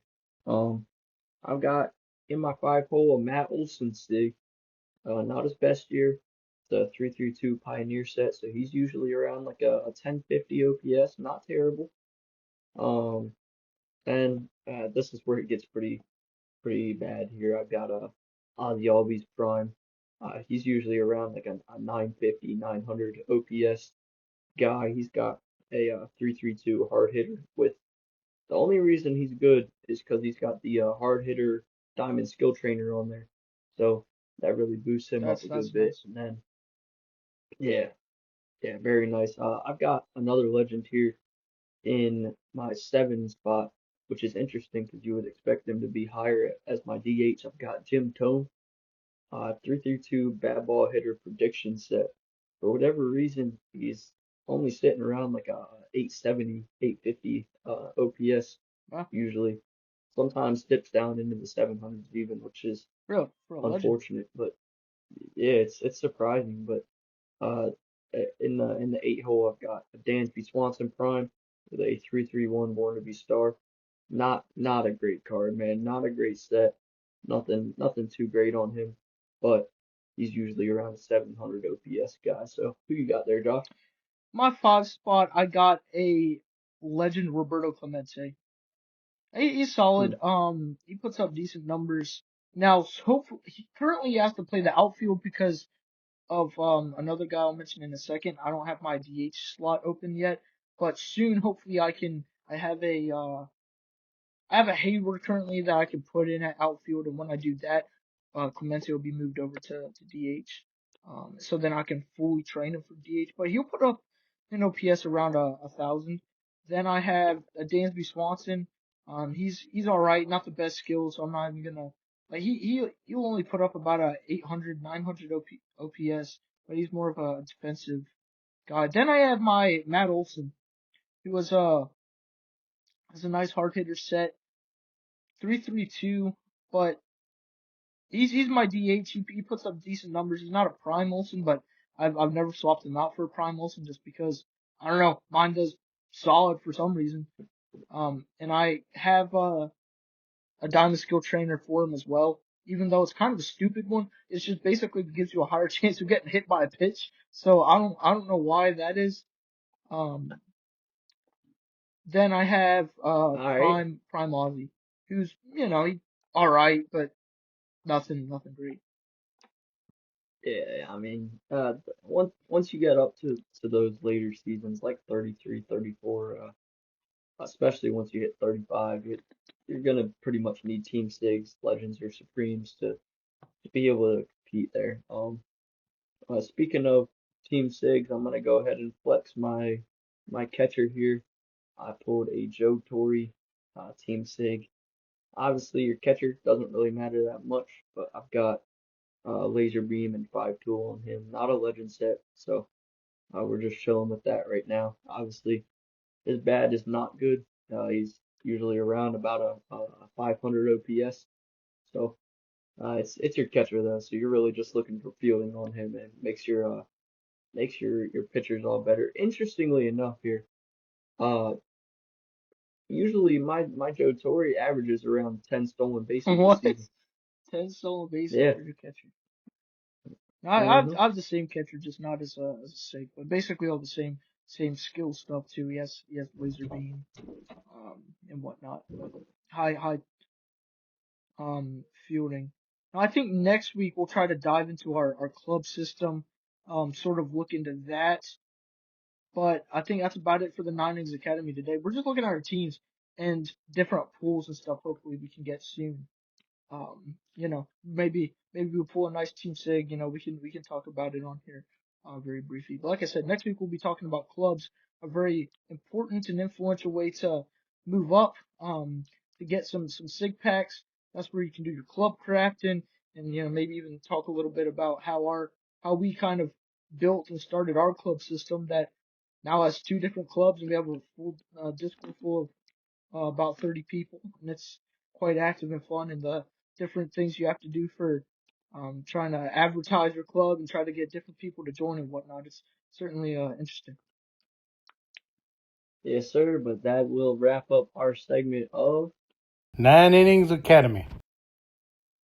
yes, sir. All right.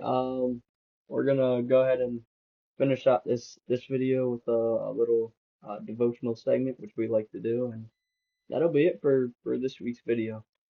Now it's time for the verse of the week. Now, for the verse of the week, this week's verse will be in 1 Corinthians 13, verse 13. Now we said, yesterday was Valentine's Day, so I thought I'd pull a verse from what's typically considered as the love chapter in 1 Corinthians 13. And verse 13 says, "And now abideth faith, hope, charity, these three, but the greatest of these is charity." Now you may be asking, what in the world you're talking about? Love. The word at love there doesn't even show up. But the word there, charity, actually means love. And that's not like your Valentine love that, maybe that you're thinking of. That's not your romantic love, thankfully, because I wouldn't really be wanting to do a little devotional on that right now. But instead, it's the word for love is agape in the Greek. Because the Greek actually there's different types of words for different types of love. So you have your more romantical love, and you have like your more brotherly love, and the one in this verse is agape, which means it's a more unconditional sacrificial love rather than maybe like an emotional or relational type of love. But this is just a quick reminder to show love throughout your week, man. Because this verse is saying that, faith, hope, and love, we know how important faith and hope are, but yet, even with both of those, this verse is saying that love is greater still than those. So maybe throughout your week, try to show a little bit of love by maybe even praying for someone, trying to get up with someone that you haven't in a while.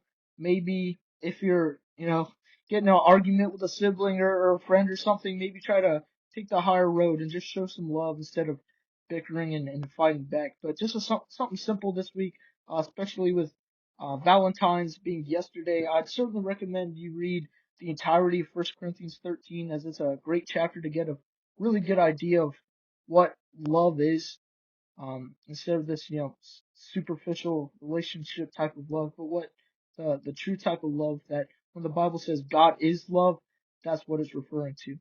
And it gives a great definition of that throughout 1 Corinthians 13. Yeah, and that word agape you were talking about, man. Uh, uh just just don't forget this, man. Agape, that's the love that God also has for us. It's unconditional. Hmm. He loves us. Even when we make mistakes, right? We directly disobey what he's told us to do. He still loves us unconditionally, and um, which is honestly one of the biggest reasons to give your life to him as well, because um, I mean everything he's done for us, even when we make mistakes, he's still there for us. He still loves us, and yeah, man.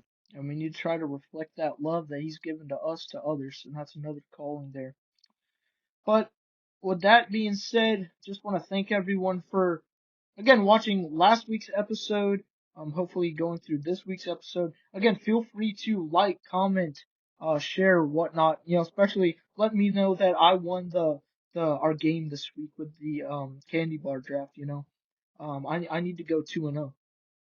I need to go 2-0. Yeah, you ain't going to. You're going one and one. I'm going one. I don't know. I don't One and know. one, right here, We'll right see. here. But yeah, Make sure you also try that outrageous bar. I do like myself an outrageous bar. But again, Hmm. feel free to possibly join this Discord that we'll hopefully have in the Discord, in the description. Join the Discord. We'd enjoy that. Look forward to another episode hopefully next week. And next week will be a little bit more of a interesting episode. It'll be our prediction week. So we'll kind of go through the Braves roster and lineup and put our predictions for the exact stats that they'll put up. Then we'll make our predictions for that 2026 MLB season. So like, World Series predictions, division winners, Cy Youngs, MVPs, maybe even some Rookie of the Years, all that type of stuff. So that'll be fun. And also keep an eye out for more. We've been putting out some shorts and stuff. So thank you to our editor Connor for that. He's been publishing a bunch of that stuff. So if you just like to scroll on scroll on some shorts. Hopefully, you can just scroll through some of ours. We have a few up there right now. Angel Hernandez, Nick Kurtz, and all sorts of stuff. So just want to thank everyone for watching, and hopefully we'll see you again next week.